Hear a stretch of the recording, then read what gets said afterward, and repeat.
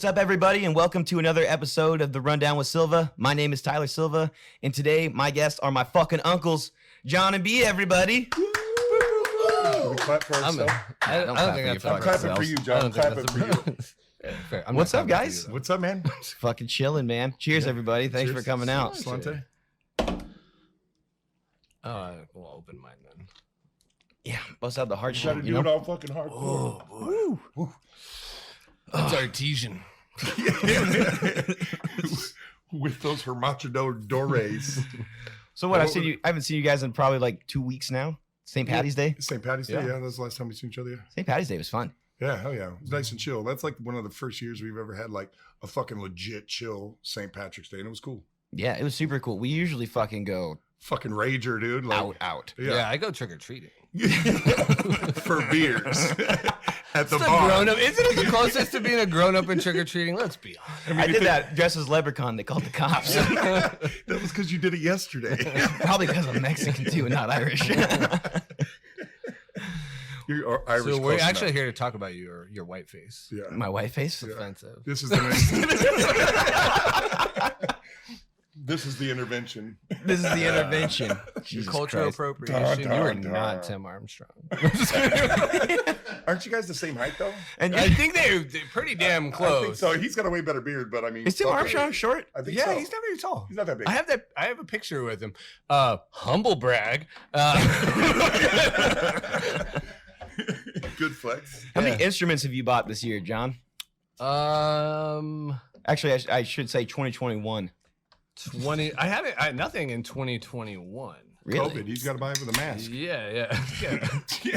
No guitars sound good with masks on. His beard The looks fuck? contaminated. I actually got rid of a bunch of stuff. Actually, fucking Kevin Hannafy, I gave him my Italian DiPinto, which is a super badass hot rod looking guitar that I've had for like 9 years. And I also gave him my Tim Armstrong acoustic because he just like I asked him, I was like, hey, if I gave you a guitar, would you play guitar? Would you? And he was like, dude, that's all I really want to do. I didn't want to like be weird at your house. And I was like, yeah, it's so weird here.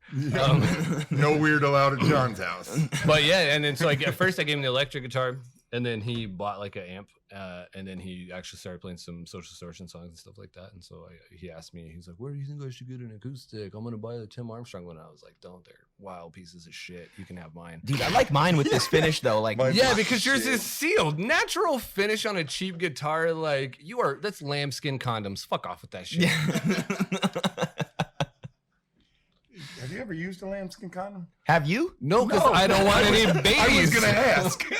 Isn't that like a haggis condom or something like that? Is it still like moist when you like pull it out, or is it like a baseball glove, just hard and like you got to get it moist before it slicks in? I don't know. Dude, I was talking to CJ today at lunch about like how I just need to get rid of shit. Like eventually I'm just gonna hoard stuff. Like my grandma Yeah, it gave me like books when I was young and now she's gone or whatever.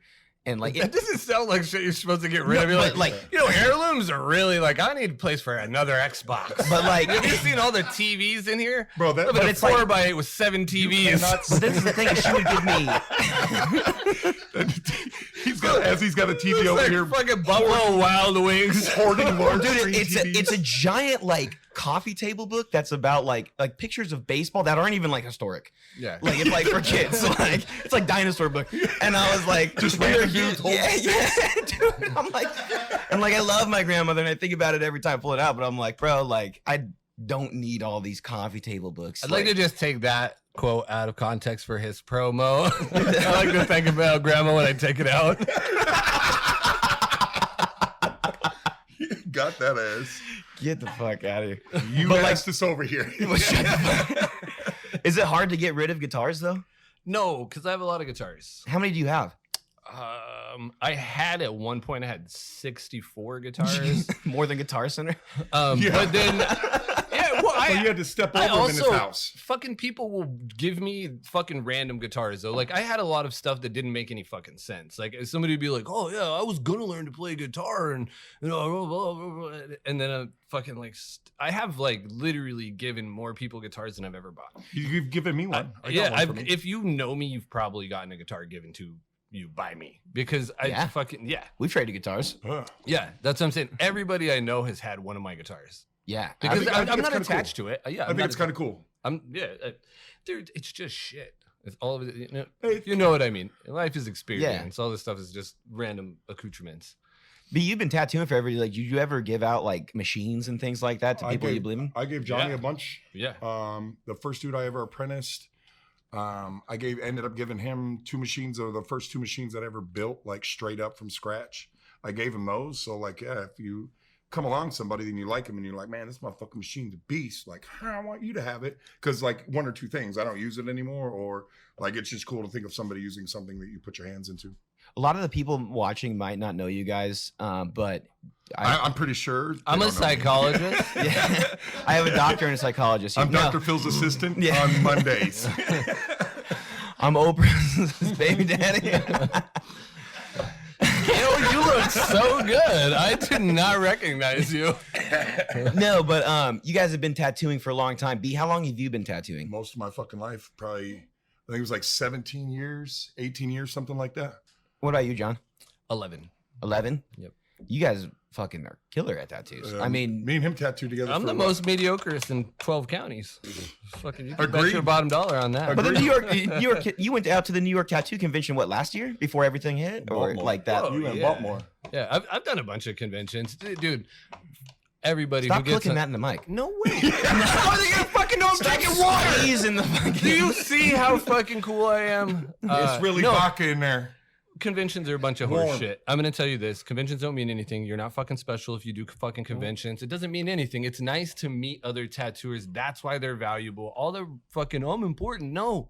Anybody can do that shit. Any fucking person. If you're a fucking tattooer in an established shop, you can do any convention you want to do. You just sign up. It's not all this bullshit about, we got to be invited. No, you got to not be a fucking prick. Yeah. That's it. Don't be a douchebag. Or you just got to pay your have fucking a bunch booth rent so they don't fucking lose their ass in the money. Right. That's it.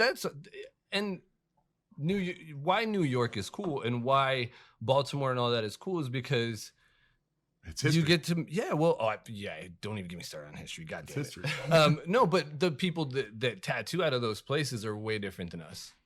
Their styles are way more, and they're deep rooted in tattooing way longer than we have. People don't understand the West Coast tattooing wise, outside of the LA shit, is really new.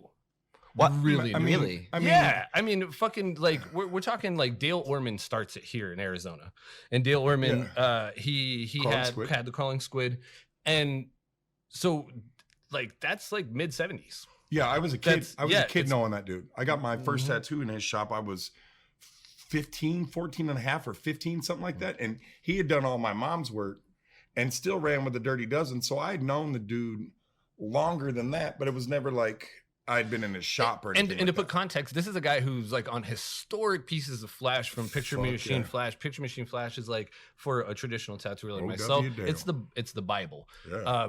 And so that's as early as it starts here. But on the East Coast, we're talking turn of the fucking century. We're talking Cap Coleman in fucking 1902.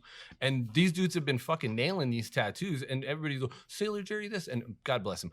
But he didn't create those tattoos. Nah. Those are 95% of them are Cap Coleman tattoos. Yep. And the problem was that Cap Coleman didn't have the resources that Sailor Jerry had. And he didn't have Mike Malone. Mike Malone is so instrumental to why we even know who Sailor Jerry is. Yeah. Cap Coleman. So, CJ, can you look some of that shit up real quick? Keep going. Yeah. So Cap Coleman is the godfather of tattooing, in my personal opinion. B has a Cap Coleman tattoo on the back of his arm. I did it. Yeah. And I literally can't think of a person more important than Cap Cole. And on the female side, Millie Hull. I mean, she's the queen of the Bowery.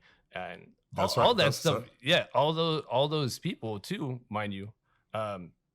You know, the people they hand it off to, and the next generation is the people that we would go and see in New York, is literally linked to them. So you're talking about like PG Aquinto, and you're talking about guys like Rich Fye and stuff like that. These are dudes who literally broke bread with Tony Polito, and Tony Polito got a tattoo and saw fucking Cap Coleman do tattoos. That's fucking how close that history is to them. Really? And we're so far removed from it. That's turn of the century shit. That's how close they are to it. CJ, that's why it's so important to travel. CJ, you got anything on Cap Coleman? You found anything? Yeah, I got this whole website up there. Oh, it looks like our shit's bound again. God damn it. We're having a hard time with that fucking little HDMI splitter, huh? See, it's a whole different story too. Like when I came up in the tattoo game, like, fuck, I can't tell you anybody's name. Because it wasn't about that, man. Like, I grew up with fucking dirty biker ass motherfucking biker shops. Like, that's all it was. It wasn't a big name. These motherfuckers weren't artists. They were people that copied shit off a wall. Like, you might come across 5 out of 100 dudes that could actually draw some shit. The rest of them, they fucking copied it. You know what I mean? Like, well, I didn't tattoo with any of those people. I think it's when you're as close to the style that I'm involved with, it's history. The reason you do it isn't because it makes a bunch of money.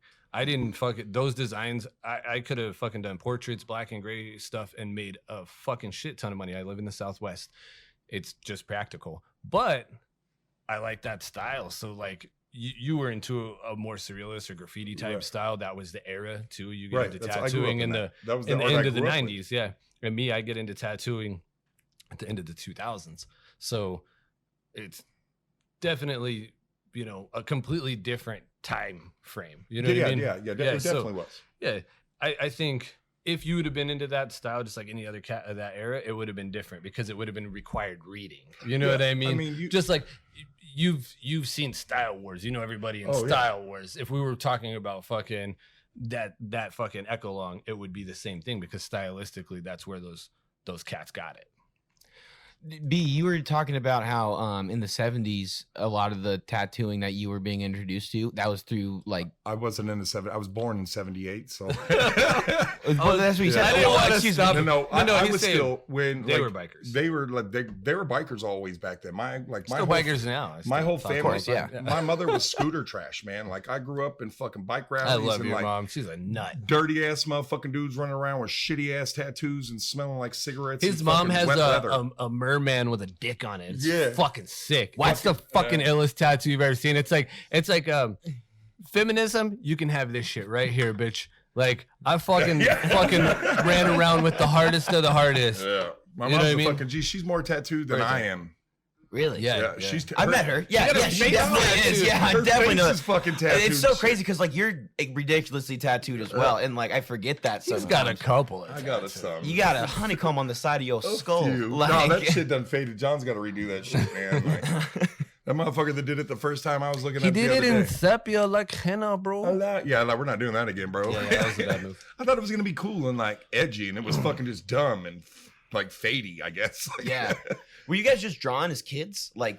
Yeah, I've always drawn like the environment I grew up in. Like I always looked at like newspaper clippings, like the comic strips and like Calvin and Hobbes and Far Side of the Moon, whatever the fuck it was, where it had that fucking crackhead cat that with a one big eye. Like that's what the first things I remember like drawing was from comic strips, and I've always done it. Like that's it. I got in fucking trouble school. Like I'd go through a test like fucking CDBA. I didn't give a fuck about a grade. I turned it over and drew on that shit. And the teachers would be like, "Oh, you got great art, you passed." And I'd be like, "I didn't fucking pass shit."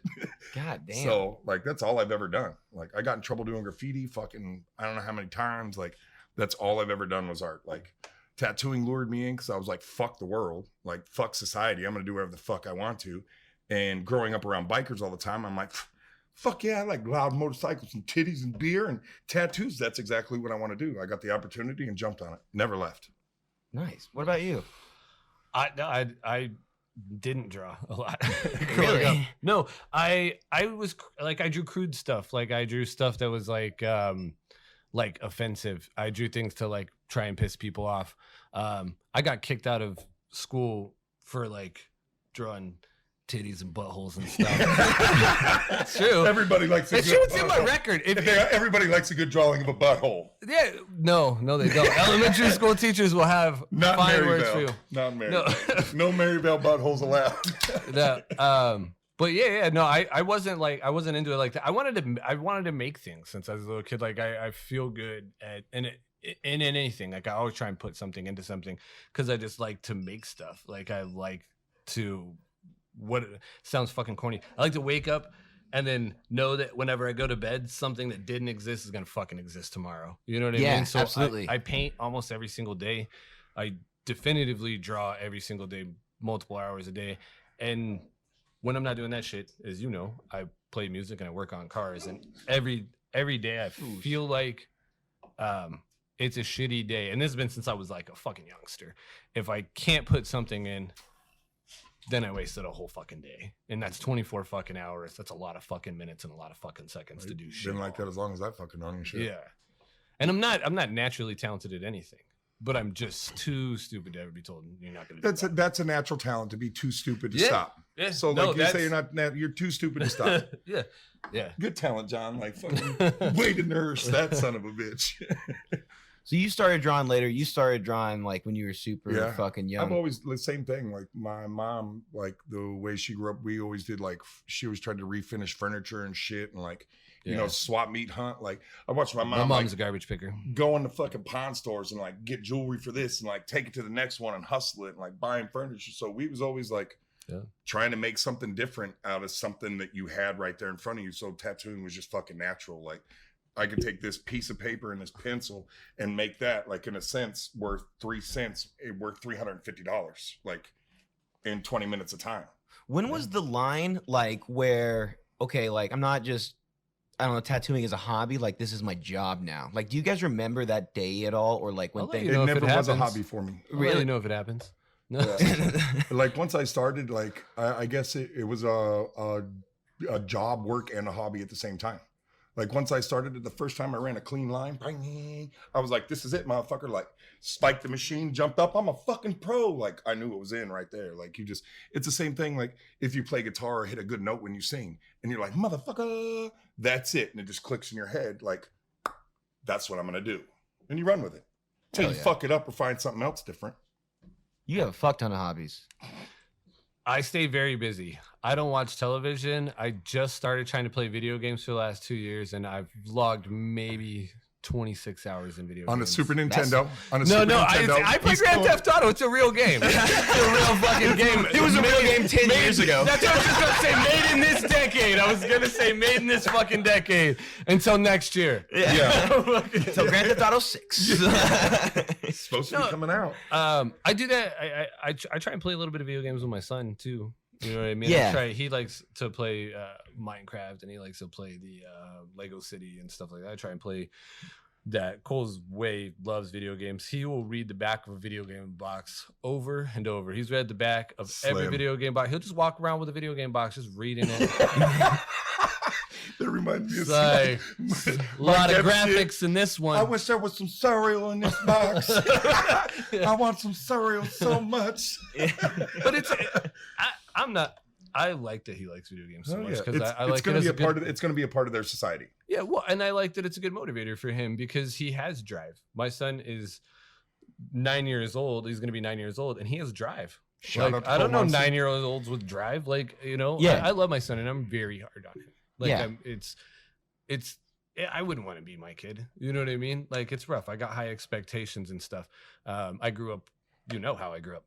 And so I'm blown away by the amount of things that I can motivate my son to do and that he can do well. See, it's hard for me to be hard on the youngins, the two middle ones. Yeah, no.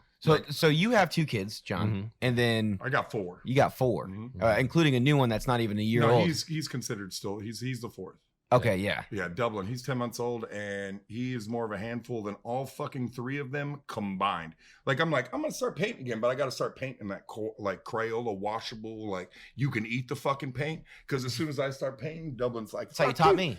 Fuck you, hand me that brush. Like, you want me, you like that canvas? Like, he's just a fucking savage all the time. And like, I quit tattooing. Like, the whole pandemic and shit, the shop just wasn't shit. So like, I valued the time that I get to take with him now. Like, I get to spend all the time, but I never got to watch him grow up at all. I was at work all the time. Like, I missed birthday parties, like his friends, all that shit. Like, most of his life, I was in the shop, and that was it. The only time we got experience was when he was in the shop with us. Mhm. But like Dublin, I like. And you're referring to your oldest boy, Acre, who's here right now. He's 19 now, right? Yeah, 19. 19? That fool got a job in the meat department. That's a bullet. At a grocery store. Yeah, at a grocery store. We ain't like, putting him on the street yet. You're not yet. He's got to be 21 before he goes on the street. Oh, damn. You can't pack them rocks yet. Is it weird, like for you, you grew up obviously very differently than your son. Yeah, yep. Yeah, that's an understatement. Yeah, no, it's a trip because when you, it sounds so stupid and egotistical, but you see some of the spoils of like busting your fucking tits all day. And That's you're not like, egotistical. oh shit. Okay, my kid is not. You're preparing him for something that's not going to happen to him. You know what I mean? Like, Like, I'm like, listen, What do you mean? I'm like, listen, when they try and cut your fucking teener down, I'm like, don't you fucking take that stepped on fucking baby aspirin. Fuck them. No, I'm just kidding. No. If that shit ain't gleaming, we ain't doing that shit. You got Scales, boy. Shit cut with baby laxative. Yeah. Wow, we're gonna be. I'm about to say we're gonna be great fathers, John, as our kids are already like fucking well and established. No, he's not gonna get bullied the way that I got bullied. Like I'm an ugly illiterate. Like literally, that was like a part of being a child. So that's At least you're not illiterate now, dude. He's so smart. No, yeah, of course. Coleman, shout out to Coleman. So that motherfucker is smart. Like I talk to his ass all the time. I got him and his sister. They do work. I mean, one is they've been on. You know, I don't want to talk about pandemic too much, but they've been on online schooling the whole time and are passing. And I've never even turned the computer on. Yeah, you had to get internet. Did you have to get internet? Huh? So we're not gonna talk about how legal or not legal my internet may or may not be. No, I'm just kidding. No, I'm super ghetto. I have a Cricket phone, and I actually have a hotspot, and my kids use my hotspot because they need like 3 seconds of internet at a time because it's the most janky school. I wish we lived closer. I'd just give you my fucking Wi-Fi and code. This guy's got 64 guitars. Yeah. You know what? 64 guitars and only 2 gigs. If they needed more than what is there, like if they still watch movies on my phone, like it's not like they don't have enough data. Yeah, this shit still gets it in. Data got that data. New single by John Cacy. Data got that data. You need to write a folk song called "Data Got That Data" now. Pete Seeger would not approve. Yeah, it's a new age folk song for the younger Frank generation. Turner jam. Yeah. It's a really positive song, guys. Fuck yeah! Shout out to your Pilates. Well, I guess I must confess. Hey, fuck off! We all thought it was a good song. I like Frank Turner still, man. No, fuck He that. covered a NoFX song. Did you see that? He did a whole NoFX album. I went and saw him in concert. That's how I found out about Beans on Toast. If you haven't checked out Beans on Toast, shout out Beans on Toast is the best Beans on Toast is English folk fucking singer ever in human history. I actually like most of the shit. I'd bet Carrie King's life on that. You guys are both Oh, shit, no, I know. never heard Carrie King. It took me a minute. I was like, I know the name, but like, Yeah, it's okay. Must be some Mark Hoppus's life. I'd bet Mark Hoppus's life. He's from Slayer, isn't he? Yeah. See the phone. How come you keep putting your hands over that? I'm just curious. Yeah. Oh, if we get too rowdy? Yeah. I was gonna say if we We get had a too rowdy, you problem might with as this well camera. move that Usually this motherfucking camera always stays on, but we have fucked up twice this week. It's been pretty terrible. Oh. But this is not as bad as dude. I did an episode on Saturday, right? Austin, Saturday.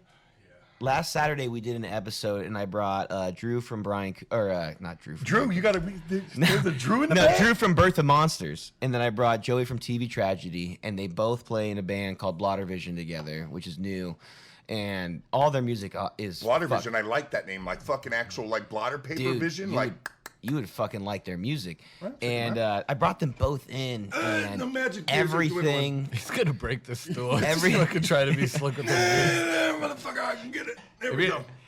But everything went wrong. Like lights were going out, cameras were going out, like everything went completely wrong. I felt so terrible. These guys. So came welcome to the Haunted Podcast. Oh, you just wanted to be here. I thought you were gonna fucking help me out with doing that. She's like, Bitch, do I look like a maid? she made all that effort to get one beer. You should have grabbed 2 or 3. Fuck.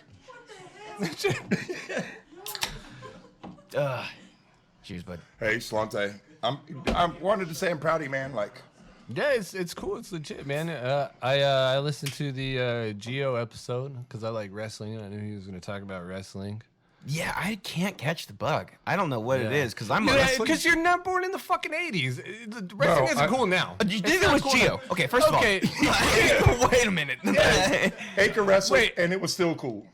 No, that's different wrestling. That's different wrestling. We're talking like, I'm talking like, about fucking The Hulk Rock, Hogan. shut up, bitch. Like, fucking, Oh yeah. Yeah. I mean, I grew up in the like Hulk I Hogan grew up with all still. the cocaine wrestlers. Yes. Like, I want to be If you clear, didn't like the smack- junkyard fucking dog and shit like that. Jake like, the Snake. I'm if you didn't old. smack like, a bitch, smoke crack, or get arrested 3 times, You weren't I a didn't know wrestler. You weren't a wrestler. Oh, okay. See, you can't even do that in the UFC. No. Where people actually I fight. don't know. Nate Diaz is trying to get it. I don't know. Nate Diaz is pretty legit. He's the only dude I've ever seen chocolate like white bitch. full palm, like pimp smack a motherfucker in the ring. You got to be pretty ballsy to smack a professional fighter in the face like. Last fight I watched was at your place when we watched the McGregor fight. Yeah, and he got fucked up. He got fucked up. I mean, Was that a Khabib fight? yeah. No. It was Poirier. Poirier. Oh, yeah. yeah, right? yeah, Yeah, yeah. yeah. Danny, I right? seen some Danny shit Poirier. on Yeah. YouTube where they had a like dude that talked about it, and I guess that there was like real shit that when he got kicked in the bottom end of his leg, it had pinched and fractured a nerve that was at the like base of his calf, and that's why when you seen him limping and he fell over, like his leg was dead, like you fall asleep. You know when your leg falls asleep and you're like, Posted that QAnon or like? nah. It was some Dude, It was some like I don't know. They, Nah. but he they showed kicked that motherfucker like the last scenes in fucking Bloodsport 2. Oh, Kick that shoot. bamboo fucking. Fuck bah, bah. What I was was his like, name? Conor McGregor, Tom cut Poe. your leg off and hit him with Tom it. Poe. So Like- it's gonna be useful to you now. But I mean, they still made But that that's like what you idea get for of like coming in why on it's, like, places got in a hurt, but fucking yacht. It was just the same thing. Like that boy Poirier came in there like he had something to prove, and that man like He's a good fighter. He's an Well, incredibly good they're fighter. both friends. Like I heard that they were both friends. Like I heard that they were training I don't partners know, at one I don't point. know. I don't know if McGregor it's and true. what's his fuck but- Floyd Mayweather are friends. Like he is the biggest showman that there is. Like those motherfuckers made millions. They'd be like me and John going "fuck you" and then going eat and fucking if you're the biggest barbecue on showman, Sunday. That would be try the and win. funniest. We need to do like hey, Austin. Make sure you note this, but we need to do a funny ass like where I'm Dana White or whatever, and like you guys are fighters at the other end of like the commentary. Not gonna happen. It'd be like one of those claymation shits that used to be on MTV. That'd be hilarious. We have cameras. We could do that. no. It's a joke. It's not for real. I was pondering it though, but I was thinking of it. April April Fools. Fools. But I seen this dude today, and he posted Jesse Smith from Loose Screw Tattoo. I fucking props the dude. He posted today and today only. We're doing pet tattoos for donations. So like he posted this picture of this little dog that had like bitch tattooed on his gut with like a milk bone, and like some other one where it was like hands on this little dog's butt. And dude, you would not believe 1,300 comments of these motherfuckers like, "Oh my god, I can't. I mean, it's cool you're doing it for charity, but oh my god, I can't believe you're tattooing dogs." I'm laughing the whole fucking time, dude. Like, you stupid motherfuckers. Like, all 13 of you do not need to be on fucking social networking, like, at all. I feel like Oh, anytime somebody fucking gets on a soapbox and they argue with somebody on the internet, it's like I automatically don't want to fucking talk to you in real life Oh, anymore. dude, you I'm just like, no, but just I had to if read you some of the think that comments. shit's fucking important, I fucking hate you. I had to read some of the fucking comments just to see No, how stupid it can be people funny. were, I'll man. watch Like- people fucking lose their minds, but then also like you're not coming to the barbecue.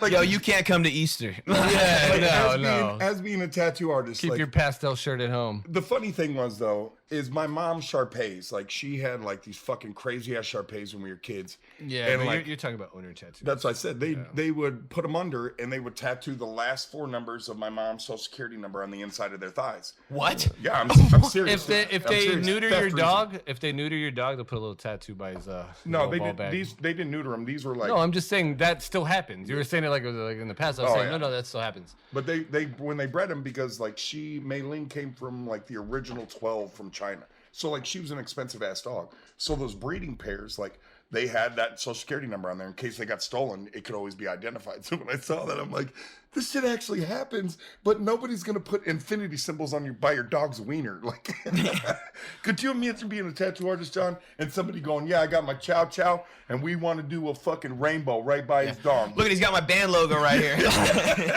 You'd be like, fucking strap up, fool. Well, good thing we can chip dogs now. You can chip dogs? Not Yeah. Doritos, but I was gonna say No, but dog you put a chips? little chip in him. Doesn't Zeus have a chip? Oh, chip dogs. Yeah, he has a little chip in him. I didn't know if he was saying ship dogs or chip dogs. I was fucking confused. Nah, chip from the dogs. whole Like time. they just take the little Safeway scanner and scan. Like, Amazon oh, he yeah, ran that's the away. way they're gonna start doing that for humans soon. Well, I'm at just least I totally won't kidding. get lost. I'm like, Jesus. Dude, my mom could have used that. My mom left me in like 9 different places. As a No, child. she was honestly not trying. It was the opposite of that, John. She My mom wasn't was trying to like keep seeing track those of little you. backpacks She was with a like, leash "See on you them. I was like, later." bitch, Man, this one Handed him a talented compass. motherfucker. He made it back. from the that swap movie? meet. Handed him a compass. It was like, life will be hard. I love you. Digging the You know McDonald's what's funny is trash like, can. if you did any of the stuff that me or B grew up with as children, CPS would butt fuck your loved ones. Oh, dude. You would have lived in like a porridge house drinking rust water. Yeah. Because it'd have been like, no, bitch, you can't leave your kid in a fucking Daewoo for 6 hours while you fucking have a job interview and get through fucking employee training. My mom's like, yeah, you can.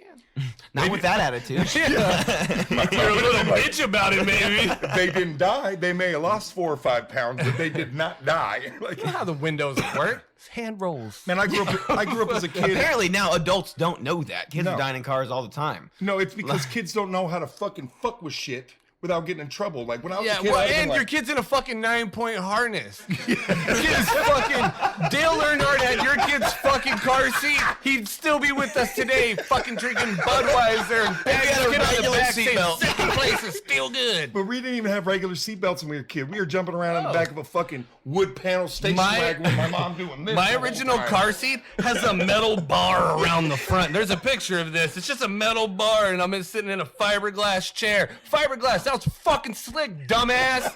Fiberglass. Stole the leftover shit Basically from turned into- castles and coasters. My fucking grandpa had Cadillacs, and when you hit the brakes and you bounced your face off of one of those seats, you learned to sit in that motherfucker a little more proper. Tuck your than the ass last in, time. boy.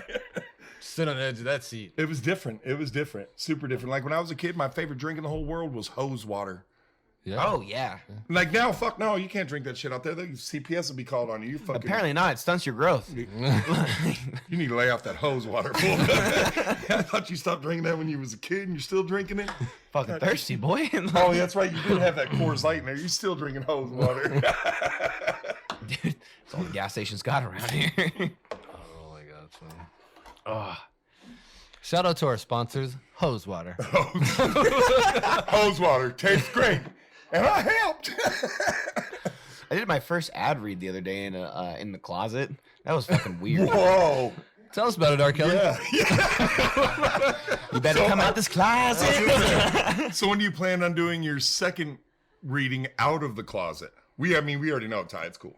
Okay, well, let's Just He's like, I buy dad shoes one time. Who gives a fuck their platforms and had goldfish in them? I was jealous of the sequence. You recorded anything lately, bud? No. Yeah, I don't fucking feel like writing and doing shit without the promise of doing anything. So that just fucking doesn't make Like sense. I mean, I'm performing? learning. Yeah, I'm learning to play the piano. So I'm just Dude, I'm right behind you. you. I was just looking at fucking little keyboards the other day, but I'm like strongly So inclined. what he means by little keyboards are the Fisher Price ones, because anything else is a big keyboard. I don't need a full stand. Wait a minute. Hold on. The keyboard that you have was built for women, right? Yeah, it's called a companion organ, and it was also built probably before your grandma was born. It's pretty sick, actually. It's actually pretty dope. I ain't even yeah. gonna shit on No, that I played motherfucker, on man. it. No. That thing is awesome. I was trying to figure out who I'm gonna give it to because I bought a take it. full size piano. I'll take it. Fucking, you are not gonna take it. It'll sit like everything else I give you. Bro, my guitar. I'm gonna give it to a person who plays songs. No, just kidding. I played the shit out of that guitar till we broke the E string, and now I just play. You are making shit up. You know what most guitar players do after they break an E string? They replace it. I am not a guitar Not me. player. I buy a new guitar. John's like, oh, that string had a pick across it. I ain't playing on that. That thing's defiled. I fuck around. Like, I'm just not like a guitar player. Like, I don't have that patience like John had. Like, he's tried to teach me for fucking years. Bro, I can play a fucking solid C. You got too on a many ukulele. time thieves. Every time You we got too try to many teach time you thieves. something, you keep drawing. Yeah, I'm like, so this is G. You're like, yeah, yeah. fucking. I'll draw a G. Yeah, G, fool. You want a 3D or not? Like, I don't have, like, I fucked around playing a harmonica. I just, No, you do good on the harp. I can get it in sometimes, but like playing the guitar is just not in my wheelhouse. I fuck around Well, too much. And you also have a little bit of that want it now shit. Yeah, You got instant gratification problems.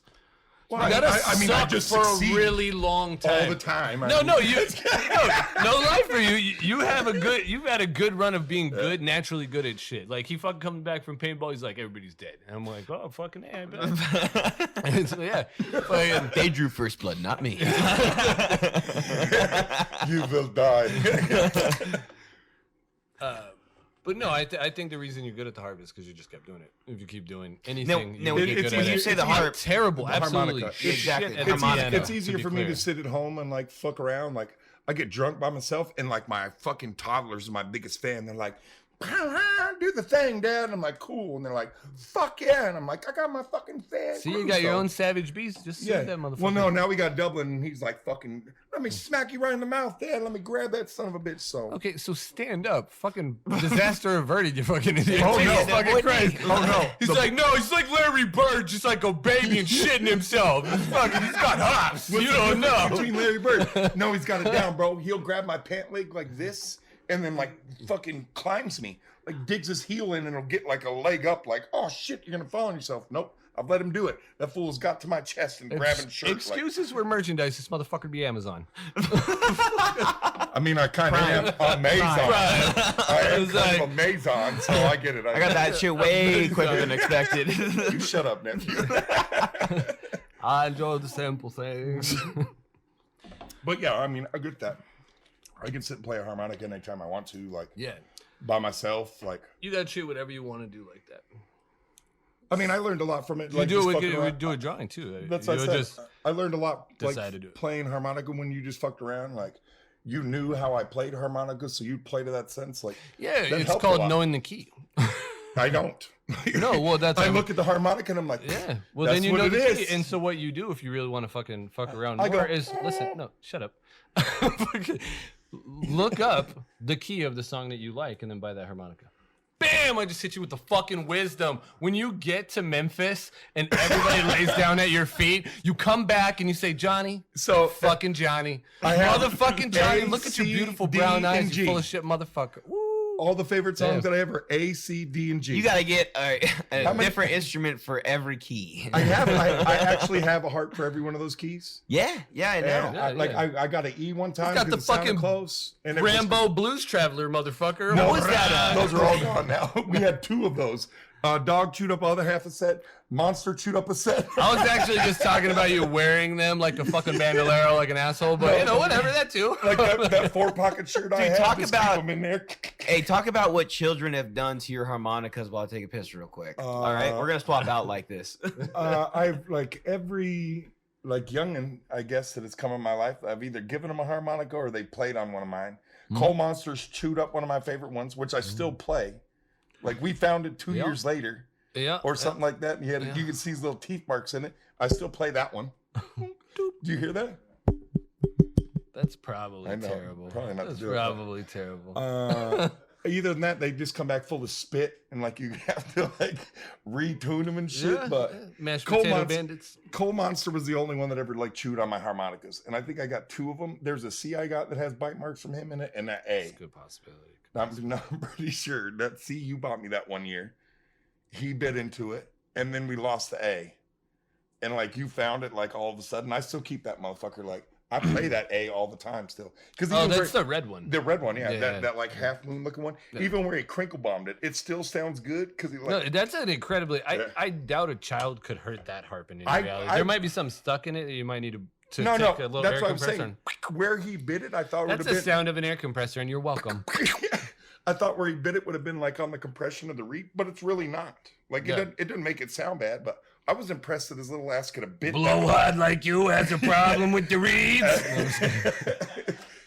Yeah, Lou Reed, right there you go. Lou Reed, shout out. I It's not fucking even what love the Lou fu- Reed.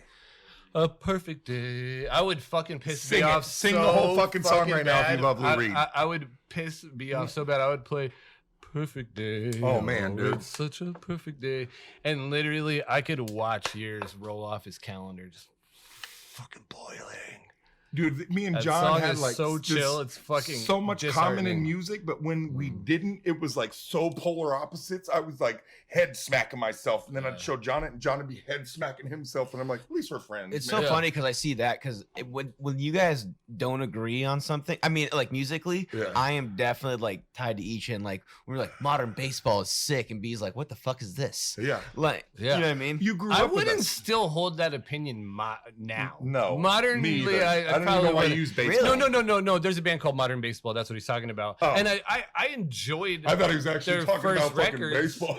But I also think like, unfortunately, that canon of bands, fucking ran into the same problem that almost every band that fucking has teenage popularity gets, and that's just you get overproduced. Do You get you overproduced, and you become something that's not as relevant. You become something that's Yeah. not as sacred. Do you think that's what happened? Because you were, I mean, Yeah, with maybe the front bottoms. I know Yep, you're going to the go that fur way. bottoms, yeah. You look at the producer credits on the fucking second album from it. It's terrible. But you look at My Grandma versus Pneumonia, incredible record. Is that the one that you have? What's the one with the knife on it? That's like kind of on the tail end. I think that's Eagle of the Talent. I Talent of the like Eagle. that one. No, it's not bad. It's just now you can start to see like you're not using kazoos. You don't have 5 of your friends laughing and playing shit in What the fucking background. music doesn't use kazoos? No, fuck you. I'm gonna face.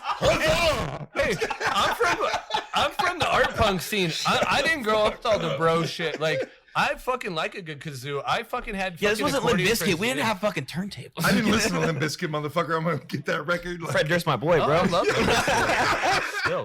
Still. No. I'll do it for the Nookie right Dude, now. I'll tell you right Don't now. test me. I will tell you right now. If like Limp Bizkit was like, I'm coming to concert because I missed it. They last are time. with Rob Zombie. Yeah, it's not here, but they are gonna play a show with Rob Zombie. I would. They needed a plug really bad, so I'm here for it. good job, John. Yeah. Yeah. Shout outs to Limp Bizkit. Pimp Bizkit. I love how he's just trying to act cavalier, like he wasn't rolling like the rest of the motherfuckers in fucking 2000 and I'm fucking pretty sure five. Pimp Bizkit is something off of like a I liked breakfast one menu at song Wendy's. that they did with Exhibit. Other than that, they'd kiss my ass. Like I couldn't tell you another song by Limp Bizkit. I honestly I couldn't. can tell you a bunch of them. Yeah, I But was that gonna one they say, did with yeah. Exhibit. They were all over the really radio. wanna fuck with me today. So my 'Cause I parents, really not gonna go my way. I don't even know that song. I had was some with young it- parents growing up and like, CJ, Yeah, fucking yeah. put that thing on the screen. hey, shit's fucking broken right now. We're not bringing anything on CJ, the you screen. sing it then. Here, laughing in the next room. Bring up the lyrics, motherfucker, and just ad-lib it from back there. Yeah, but when I was like growing up, like coming into like knowing what music was, I guess, like 7, Right. 8, 9, 10, like when you before you get to 13 and it really gets ruined for you, you know what I mean? But like, you just go off of your, like what your parents have, right? Like, Yeah, I mean, to an extent, He's I like, was gonna say, oh, should please I say really yes. say this? please say yes. That's the look I totally got. No. I have a way older brother. So just like you influenced your younger brother, I didn't have my parents influenced until later. Yeah, because I'm the oldest of everyone, brothers, sisters, cousins. Like I'm top of the Right. chain. And think about your little brother. yeah, I do. He's still Yeah. bigger than his ass. No. Well, of in a course. 6'3" ginger. No, Mom but- wasn't stepping out. But like, Just kidding. well, like when I was growing up, because my mom had me really young, like 17, 18 years old, Yeah. and My mom had all of her kids before her 21st birthday. That's 3 of us. I think that's almost the same with my mom. I just can't confirm on my Girls sister. in the 80s like it. I can't confirm on my sister, but like some of my first like I guess CDs or whatever that I would Yeah. take from my parents and put in my sister's Hello Kitty CD player and skate to. You're not doing good for yourself right now. Well, I was 9, so Hey, No, I'm just kidding. dude, Hello Kitty's coming around. yeah. Almost bought a Hello Kitty Adidas jumpsuit. Do it. I'll pay for half of it. But I had Right now. I had Right now. like we had the Cheshire cat. Cheshire I cat. liked it better the other way. Is that the fucking dollar store version of it? Cheshire cat? It is. It's a 9-cent one. That's why we had it. You get drink 182. So we got that, and then we have the take off your pants and jacket, which was like the brand new one at the time. Yeah, which yeah, was Take your It's pants so off crazy and because what? that's the end of high school for me. How do you just Yeah. talk about Hello Kitty and take off your pants and ejaculate in the same sentence? it's take off your pants and jacket. Oh, okay. And then with that, like Right I there had from the record. we had one of the Authority Zero CDs that had the spark plugs on I it. think there's something in there. I can't remember which one it was, but I think it was just called it had Authority one more Zero. minute on that. Yeah, You know what I mean? yeah. One more And minute, then like I that went song? to Edgefest like I used to 3 say years. Beach of Spahigo every day because he fucking says it so terribly on that. Shout out to The Jason Beach of DeVille. San Diego. The Beach of Spahigo. I have no idea. I like to, you know what? I thought got. I mean, at the time it got Okay, a I lot got of it. credit, but Mesa Town, I thought that made I'm me want to going go to down Mesa. Mesa Yeah, that Town. made me Gonna want to see go to what the Mesa fuck all is the going time. down. I say, Fuck that. The Bullocks. of course, the Yeah. Bullocks are awesome. I mean, I like fucking Authority Zero, but like after we heard the Bullocks, like that was it for me. Well, I feel like the Deadlies didn't get enough because the Deadlies was brand new, and then the fucking pandemic took off. We went to go see Yes. the Deadlies, Yeah, but and then boom, next day pandemic. It was our like debut show. It was definitely a Never even time. heard of it. It was Awesome. It was some of the dudes from. It was Homeboy from the Bullocks. It Yeah. was Jason DeVore and a few other musicians. Oh, No, it was like one bass player from Authority Zero, or the drummer from Authority Zero, and then the other two dudes were estranged. Tyler's close friends with all of them. They're gonna tell us. That's not true at all. No, like we went. To see Okay, them. well, the first time they played, Tyler's close friends with all of them. They're gonna fill us in. well, it was a 2 or 3 St. Patrick's Day. We seen them on their first like. It was last year. It was. It was. Okay, it was last year. Yeah, and then the next day because that the was. pandemic shit started. Yep, that's That's right. exactly when it There you started. go. We got to see the Deadlies, and then Yeah. that was it. I was on crutches. Remember? Yeah, they were good. That's my profile picture Yes. on Facebook. Of They me, were you, good. and Jason DeVore. and they still went back and played the Bullock songs. Mm-hmm. Like what was it? They They lost. played Turlou. They lost the bass player and the dude that played an acoustic guitar. I'm pretty sure it might have been just him because he was like, remember the last time we got drunk with him? And I'm like, you want a fucking pint? And he was like, I'm off the sauce, mate. And I was like, what are you, Scottish? And he got super offended. And then like I saw they that. broke up. Yeah. They broke up. and then they after that. broke up because he's like, I'm not Scottish, and if this is the way things are going, I'm out of here. I gotta get out of here. I don't want to fuck anybody's sheep but my own. I think it came down to like he got super sober and like he was the lead on writing a lot of those songs. Like We We're don't know. speculating. I was Oh, just no, about we're to say, we're speculating. completely I think making so, shit but like up. the straight references to Ireland. We have like songs, 10 years Jason of difference DeVore's in never would those have songs Like and the when they Light on the came out, Liffey, and like, no connection to anybody who made those songs. I don't care. Clarify. They were I'm just fucking saying. dope. I love the songs. I just don't want people to be like, so the unwritten history on the Bullocks by 2 fucking idiots. Dumb shits. Yeah. Well, the thing is, like, I will say, like, Jason DeVore has stayed ridiculously active through this pandemic, like, Yeah. either doing Yeah. live streams or doing car drive sessions. Like, He's always been that way. yeah, and he's the reason I love Jason too. First of all, the man is fucking talented. I don't care what anyone says. He can put on a fucking show. Yeah. Like, Well, what if I did say? well, I would tell you. I'm gonna keep talking. I love that CJ, you just you- say something you that's like so to- that's you so like to. surefire. You'd be like, I don't know, It's and like I don't this care what on anybody Oxygen. says, but oxygen's fucking good, and we're gonna need it. Okay, so you can argue with me if you want, but oxygen, I'm gonna fucking breathe it. Okay, you breathe whatever you want, people. I'm gonna breathe whatever I want to, and you can't It's offend like, me. Boycotting I don't food. care what you say about Jason DeVore. I'm He's cancel culture, talented. CO2. No, Yeah. I'm sure he's really gonna want to come on after this one. Bro, I'd seen the Bullocks at fucking what is that Mesa Water Park? It's like I wasted 2 hours listening to your Big friends Sur- talk. Really Hold on, offended. you're still on the same joke. Go ahead, B. I seen fucking the Bullocks at Big Sur when they were fucking shit, and it got like this super cool album. That's the one we had in the shop all the time and the thing. Like so, This is a very different topic, by the way. we were still talking about the Bullocks. Okay. He was saying that it was different. I was Oh, queuing in to hear what was the different I was part. actually just trying to buy you time if you could get Jason DeVore on your podcast. I didn't want him to be like, well, this dude with the long beard was a piece of shit, but the dude with the short beard, he knew some type of shit. So like, CJ, let me have one of those fucking CJ, I assholes. know you're back there right now. I Is need that you- water or vodka? That's vodka. Then hand me that motherfucker. Okay, here you What's go. Hey, we can't pull up anything on the screen right now, but I need you to look up some information for me. Will you see how long Jason DeVore was in the Bullocks for? It's at least 8 months. It had to have been 2 or 3 years. I'm just curious. It Like, had to be. It was at least one whole pandemic. How many pandemics have you not? Don't count Maryville as a pandemic, John. Y'all didn't wear masks then.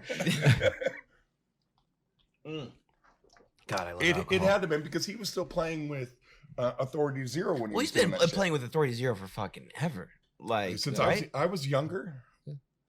For a while, one more minute. I remember. I saw them like that used to be on before I 103.9 went The to Edge. college, which was 19 years ago. Yeah, that I saw shows- them in 2005. And that For was my all first you show was, Arizonians, that Pennywise shows Social my Media age. Edgefest. Nice. That's a good show. Yeah, you said you were there. Probably. I've If seen- it was an I've- Edge Fest, I went to most of the Edge Fest. Yeah, I've seen Pennywise at a grip of them. I had a Glorious. visor and a ball necklace. I know what's up. Dude, that was the day that like I seen Hatebreed there. Nice. On fucking, we were Hate on. pretty sick. Dude, I've listened to Hatebreed for fucking. Here's the 19 time to make Right. some coffee. Get out of bed. That's a dad version. That's how other songs feel to me. I'll, if I have to work out or if I have to fucking hike somewhere or I have to do something, I'll just put on Hatebreed and then I'll put I was my just own saying. lyrics to everything they Don't say. sh- Wait, Don't- really? Yeah, because fuck I yeah, always I will. look, I always look at your hiking photos. I'm like, look how peaceful. Look yeah, how no. nice this is. No, I'm like, because this you're is looking shit. at Last time we went pictures with fucking my hiking, kids. If we I were go, singing, I'm "A sweating. night is a night with a paladin." Oh yeah.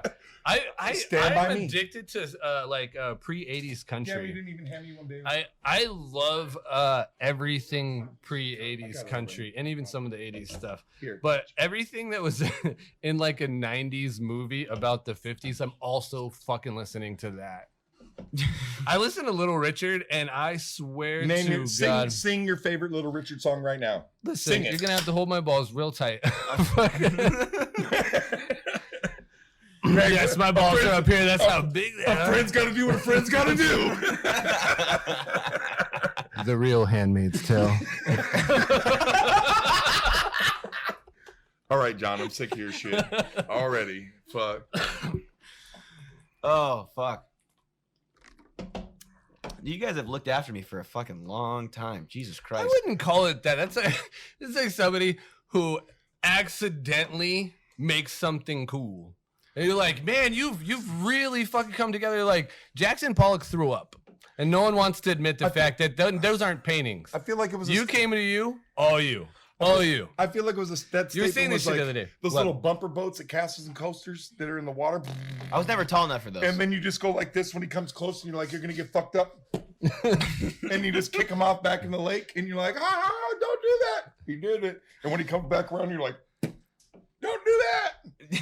That's the way I feel like we were raised with us. You're terribly feel like it was like- self-sufficient. Well, I feel like it was definitely like parents telling you like swim. Well, Yeah. you won't drown. Just swim. I remember when you went to do your California thing, and you're like, you got anything? Tell me. And I was like, I thought about it for a long time, and I was like, don't do cocaine.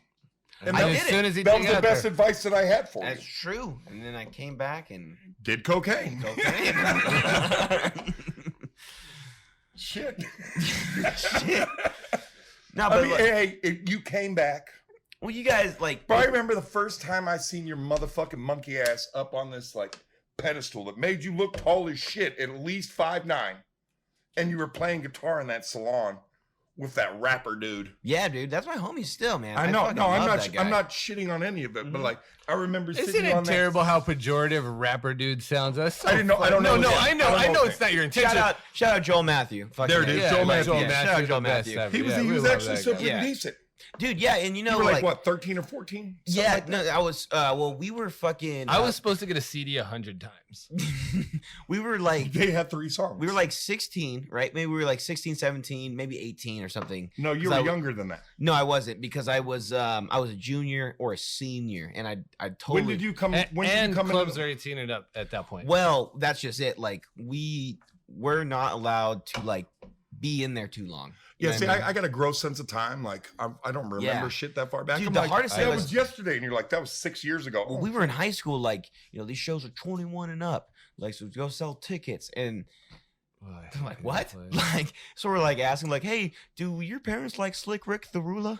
Like, Like, no, but my grandparents will. Just kidding. but yeah, like, Let me tell you, baby. it was, yeah, That's right. I went there. it was Yeah, cool yeah, because, you did. like, You're right there, real Canceled. quick.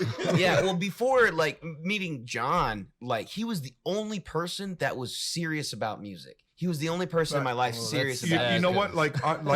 Like honest, like that. The truth for me too. Like the first person that I ever met. Like I've been around like people that played in bands, and like I sang some stupid fucking cover songs for some other stupid bands. But like John being like, "This is what I want to do." Like none, like that was the first motherfucker.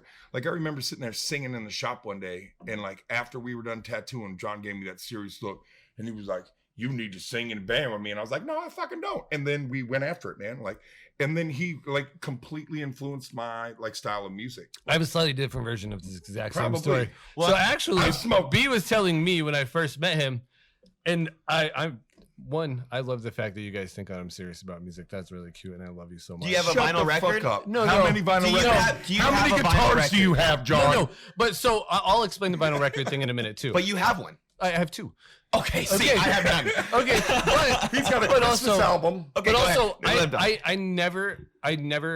I never texted anybody and asked them to go to a show. You've never got a text from me to ask you to go to a show. No, I have.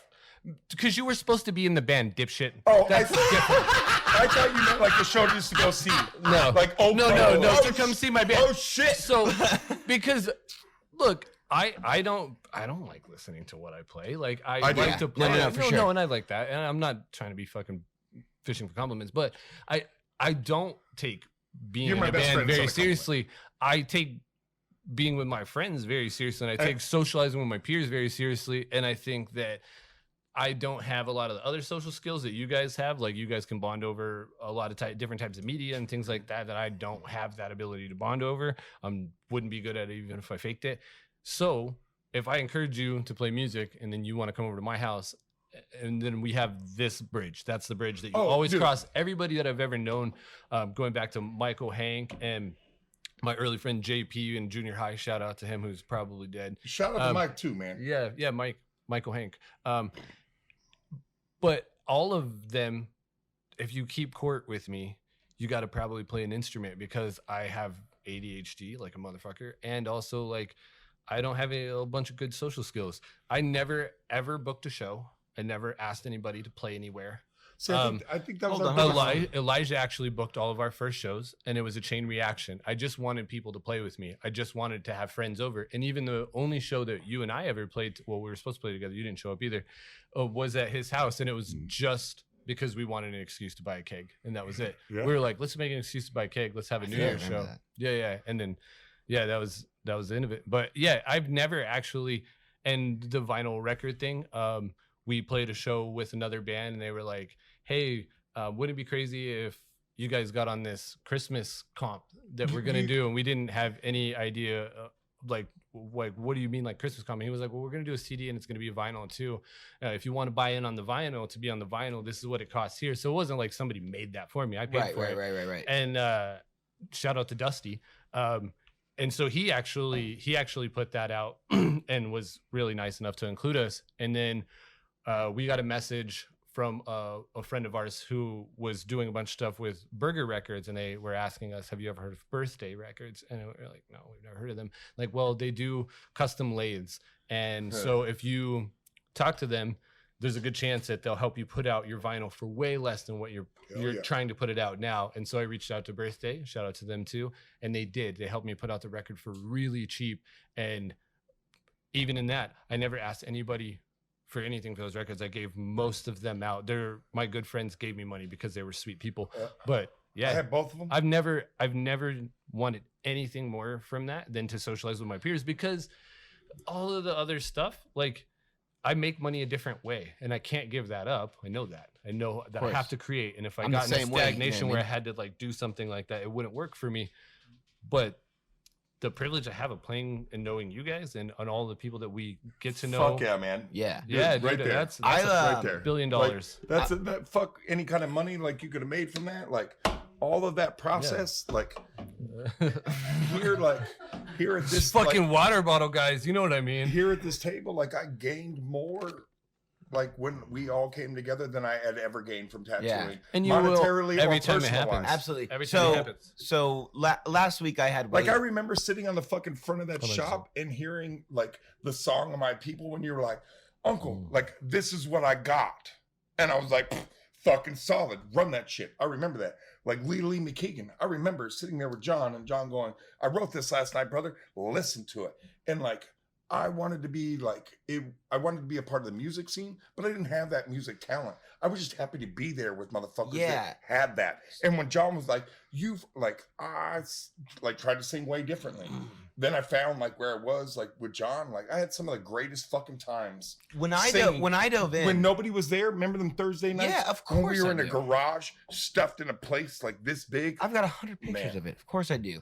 When I really decided to, I guess, like dive in or even just start, like I knew I was gonna dive. As soon as I met Elliot Diggs, I knew I was gonna dive in. I knew that this was like I don't know what it was, but It like was them Jethro Tull records, motherfucker. He had you in a trance. Like it's the same thing when I met John. Like I had a whole different like music genre that I listened to then. So when I met John, he's actually leaving out the part that he actually sang in other bands. He sang in 13 the Gallows and he sang in I-10 West. West. Yeah. yeah. Those are I was like, but they this say, owe me all shit. You guys owe me all shit all the they, time. They It's did not me. shitty like cover songs. But even writing off that band Not is 13, yeah. not 13 13 the Gallows is badass. That's why I said not 13, Yeah. but I-10 it was shitty. Like the first song I sang was fucking Old Crow Medicine Show, dude. Like Yeah, I still listen. Wagon All the Wheel. time. No, I You went know? and saw 13 to the Gallows at a sushi bar. Remember when we went and saw him at Yeah. Squid Ink? yeah. And I had my I was there at ukulele that. in the car. Brandon, yeah, but- yeah, dude, fucking awesome guy. And he's like, "Yo, come up here and play." And I was like, Jesus Christ. Like, See, was I playing love this ukulele the Brandon, other Big day. Brandon. Like it was the same thing. I mean, What fuck, an we'll- awkward place to have a show, though. we'll put it- Can we all acknowledge that now? Like, Well, absolutely. hindsight? First of all, sometimes I you had- take what you can get. Yeah, yeah, you know yeah. what I mean? Yeah. Our first shows were in And the that's- So that's Lounge, what which had to also doubled as a sushi So, bar. hey, I don't mean to cut you guys off, but like, do you remember the first time that we played? yeah, I played drums with you guys. Yes, and the fucking homeboy came and was like the Rancid Roommates. Oh, yeah. I was like, Rancid run Roommates. Go out. figure. and so he walked off. I'm like, thank you, we're the Rundown Roommates, and I just see him go, ah, shit. That's Elijah. Elijah is undoubtedly one of the coolest Hey. human beings. No, nice in guy. human I'm history. not- Shout out to Yeah, Elijah too, no, man. Yeah. So I've known Elijah since junior high, and if you were my friend in junior high, you have a patience of a saint. I could never ever understand anybody who still socializes with me that knew me in junior high. Also, shout out to Heather because she was amongst those fools. But yeah, Heather dude, he's- associated with me for a while. Like, Yeah, Shit. dude, she is definitively the most solid Cemetery human Stone. Like she's Yeah. there. She's Yeah. there till death. Cemetery Stone. being. Yeah. But Elijah booked a bunch of early shows. He would put together talent shows for kids and stuff like that. He did all of that stuff without any ambition of performing. He did that because he knew it was a necessity. And he does the same thing now. He has so much outreach talker. within charities and stuff like that. I wish I knew more of the charities that he's involved with Shit. because I could go on He and on. has But too many right now. Like these are No, like he has- 5 or 6 right now. I don't know about that. I know that him and his brother have 2 things, and one of them is a lot about changing the way that we eat and stuff like that because it's important. Shout out to Elijah. Yeah, dude, he's been Man. like a full scale vegetarian for over a decade. His girl Jen is like I just totally messed up. No, her he name. had That's he not met her, me. He her met me name. in a meat aisle at fucking. Oh, shut up! The I one just place. totally No, I'm messed just Well, up. hey, It's let only me 'cause let me you're cut my you boss. guys both off Yeah. there. I just want to talk a little bit about how you guys had an influence on my life because you guys both have contributed to me being me I in like that word. huge ways. Say it again. Contributed? Okay, Yeah, thank you. just making sure. Contributed. Ooh, he said it all. Contributed. Yeah. Anyways, you guys have been a huge influence. You have really taught me. Actually, I'm going to start with B because he can't shut the fuck up. Like, I've been shutting up just fine right now. yeah, sure. No, my uncle B taught me confidence. You taught me confidence, and you taught me writing, Johnny. Like Thank you you. guys have both taught me such crazy ass aspects of life, wanting to be a performer. You taught me a lot about being confident and say fuck off to everybody. You really did. Yeah. And then you taught me a lot about writing. I never thought about writing. Like I was trying to write things, but I didn't realize how in depth I could go into writing until I met you and you were spinning these crazy ass records. Cause I got to live with you when I had like just turned 21 years Yeah. old and Cole was just Right. born. Yeah, my son was one. Yeah, it was about 8 years ago, actually. I just got a memory on it yesterday. You know what I mean? And you taught me so much about writing and how in depth you can really get with it and how to portray things and things like that. That's cool. He taught me the same thing, man. It's Like, wild. I wrote songs that we forgot that John's helped me write, and then we've done forgot. Like that fucking "Sleep in the Backseat" song. That was Yeah, that's a fucking good one. amazing, dude. And then like I wrote it down. I handed it His to John, and John so was he like, was going through to put context so it doesn't just sound like we're saying random things. Before you go on, like, just so you Sorry. know, everybody, Sorry. like, when we start dropping these crazy ass song names right now, these are things that we made up in the front of a tattoo shop on a bench on We're the fucking fly most of the time. Not plugged in or in a fucking garage standing Yeah, and we did asshole our best. to elbow with Exactly. each other. Like, we just Right. did things because we loved it. You know what I mean? It was so much fun. It was like John, it was like what John had like touched on earlier. Like I didn't really give a fuck about being a singer for a band, or I didn't really give a fuck about being on an album or anything like that. I just enjoyed where I was at that time. But your confidence was Yeah. through the roof. Like It- that was the biggest thing. Like you- that's what motivated me to, I don't know, be loud or, you know what I mean? Like Yeah. start expanding my dynamic of vocals, you know. fuck around and find out. Like, have that's you all it is. telling me I'd like you know, you sing nasally like a fucking pop punk artist that failed. You know what I mean? Yeah. You guys told me Well, that no, all the time. Mhm. I think natural voices are important, only because your inflection can only be good if your natural voice is good. So whenever you sing with an inflection on your voice, it's great if you already know how to sing it right. If you can do it. don't know how to sing it right, or you don't sing it naturally right, then your inflection just it's not what you think it is. It's not hiding when you're singing bad. That's what I tell everybody that. I tell everybody that people will hear me sing because I sing with an inflection on my voice, and they'll be like, yeah, but that's the way you sing. And I'm like, but I also sit down and sing it very clean and pure. Man, like I'll attest So to many that. times. I'll So many attest to times. that. Yeah, because it's I have important to videos understand of what John. key you're singing in. It's important to I have understand. videos of John sending me like songs that he was like he had wrote or had did it, and then like he would send them like over Facebook where it was just John and his guitar, and Yeah. like he would sing me those songs, and I would fall in love with him, right? Because he sang like we sang I the have same a- pitch and tone. I have an Man. iPad video of probably like 9 songs that I just sat down and wrote in the shop at that same time period that he's talking about, and I would send him videos all the time. And the context of all those songs at the time was that I would never write a song about myself.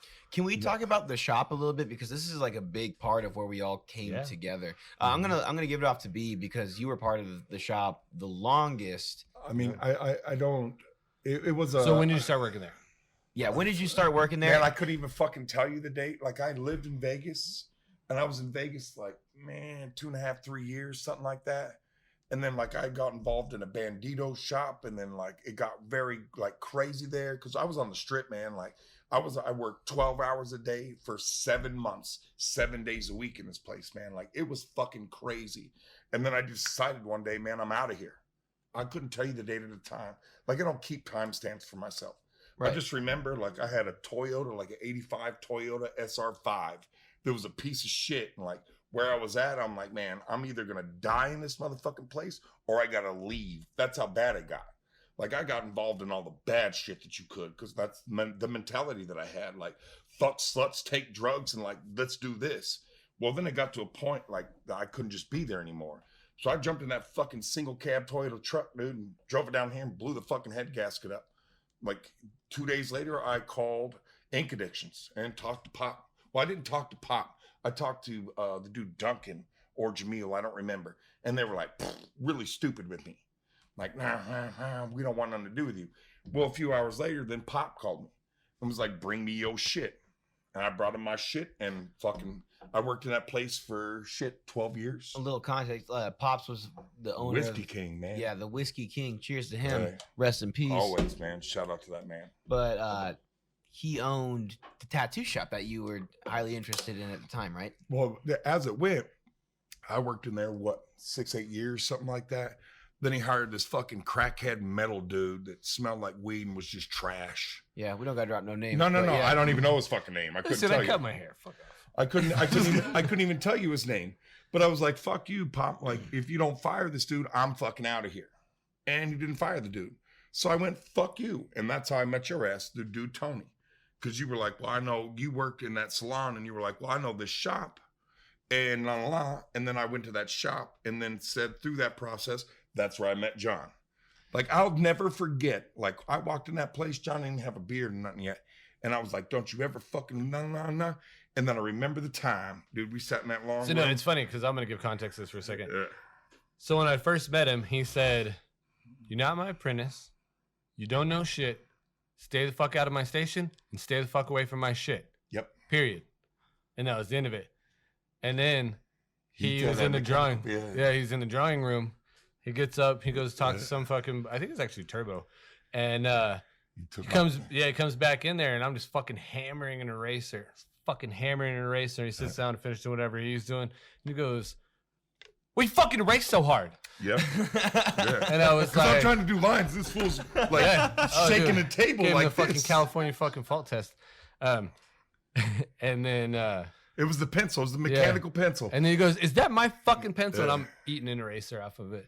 And he buys like nice pencils and stuff. I got like a number 2 from 4th grade. Like my shit cost $7. Yeah. It was nice. And he goes, "Why the fuck you doing that?" And I was like, "Just to establish my dominance." And I said, "You use my pencil?" And he said, "Yeah." And I was just like, to establish my and dominance. it was something like that, but it was the exchange. But when he It was funny as fuck. And when he said, Because you have to also I'm understand doing that I this to was an establish- apprentice. Yeah. I was an apprentice. I had pink hair and I was about 138 pounds at the time. So it wasn't like I was like, I'm establishing my dominance. I was like, he wasn't puffing calm down, chest. girl. He wasn't puffing chest. It was like he delivered the line. I was like, "Is that my motherfucking pencil you're using?" And he goes, "Yep, it's to establish my dominance." And I lost it. Like I didn't get mad at him. I started laughing my ass off. And like from then, that moment on, me and John were fucking friends. And then I went back to Ink Addictions, and all of a sudden it come up to that's when Pop was on his way out. And he was like, "I hired a dude." And well, at that time, I ran that shop through and through. So man. go back and give context too, is that Pop was dying of end-stage liver failure and had been dying of it for 2 years. And he'd been on a list, and they knew he was never going to get a liver, but they were hopeful. And so there was a lot of chin talk in the shop about, "Oh, it's going to be like this, it's going to be like that. And B's not going to like you, but don't sweat it. He's not in charge." Which wasn't the truth at all. There was nobody else in charge. There was nobody else in the shop because Tabitha at the time was a full-time nurse. Essentially, she was just taking care of. She was no, you know what I mean. I'm not saying she was a real nurse. I'm saying she was bedside anytime. But what they didn't know is that I had already known John. Yeah. So like I came in that Saturday fool and like Pissed. I sat in my fucking booth, bro, and I swung around and was like, "Come in my motherfucking shop and you're gonna find out, bro." Like that's when I was still in the gym. Like you're gonna find out in this. Wait a minute. Yeah. Still in the gym. Yeah. Okay. So I knew you from then. That's not true. We worked out. We worked out at least 2 or 3 times every morning with Steve. Well, not at that time. No, you did not. Not at that time because Steve was on his way out. Yeah. Like he was super on his way out. Yeah. So they directly not. You at must that have been time. in the gym when I was in California because I remember Steve coming was back only from alive for a California. year when I worked there. Yeah. So To put so it when in I context. came back, so I take that back because like we had that, but it started definitely to degrade after that point in time. And when John came in, I still had that like gangster mentality. Like I'm the motherfucker. And John came in, and I was like, shit. And like I half-ass hated that it was John. And I not half-ass loved half-ass. It was, and it because hindsight is 20/20. You can be like, it wasn't that big of a deal, but at the time, I was like, you motherfuckers picked this fucking green ass motherfucker to bring in here. We're I think if they already told getting me, fucking. if they would have told me who it was, then it would have been a way different like acceptance. No, you would have shut that shit down. You I would have would- shut that shit down. You I- had no, no. You honestly- thought I was funny, but you had no respect for me artistically because I wasn't doing anything. And then there's a reality. Like people, You had to drive. people I will respected assess all the everybody. things that you accomplish later, and they'll act like you accomplished them the whole time. No, Nah. I was terrible. I was definitively You were a terrible horrible at fucking tattooing, tattooer. but you had to drive. But that was it. It's like I show up every day. I You do were- everything. yeah. It only took about a week for him to start talking to me because he was like, well, he's just going to fucking do this job. He's just going to come here. He's going to talk to the clients the way he's supposed to. Well, He's you going were to still- fucking draw all the time. You were still coy and smart, and like you were very personable then. Yeah. So like you Oh, broke I'm down that fucking barrier. charming as shit. Hell yeah. I mean, you were, and you still No, are. Like yeah, it's- you stayed at the wall until like My mom said the he made me greatest thing laugh. to me whenever I was a kid, and it sticks to me every day of my life. She's like, honey, you're not smart, and you're not good looking. You've got to be charming. You're a very charming man. You've got to be But, charming. I like was even after that, like the first time I ever did oil painting, like straight oil painting was with John. Like me and him went through a bunch of shit. Like yeah.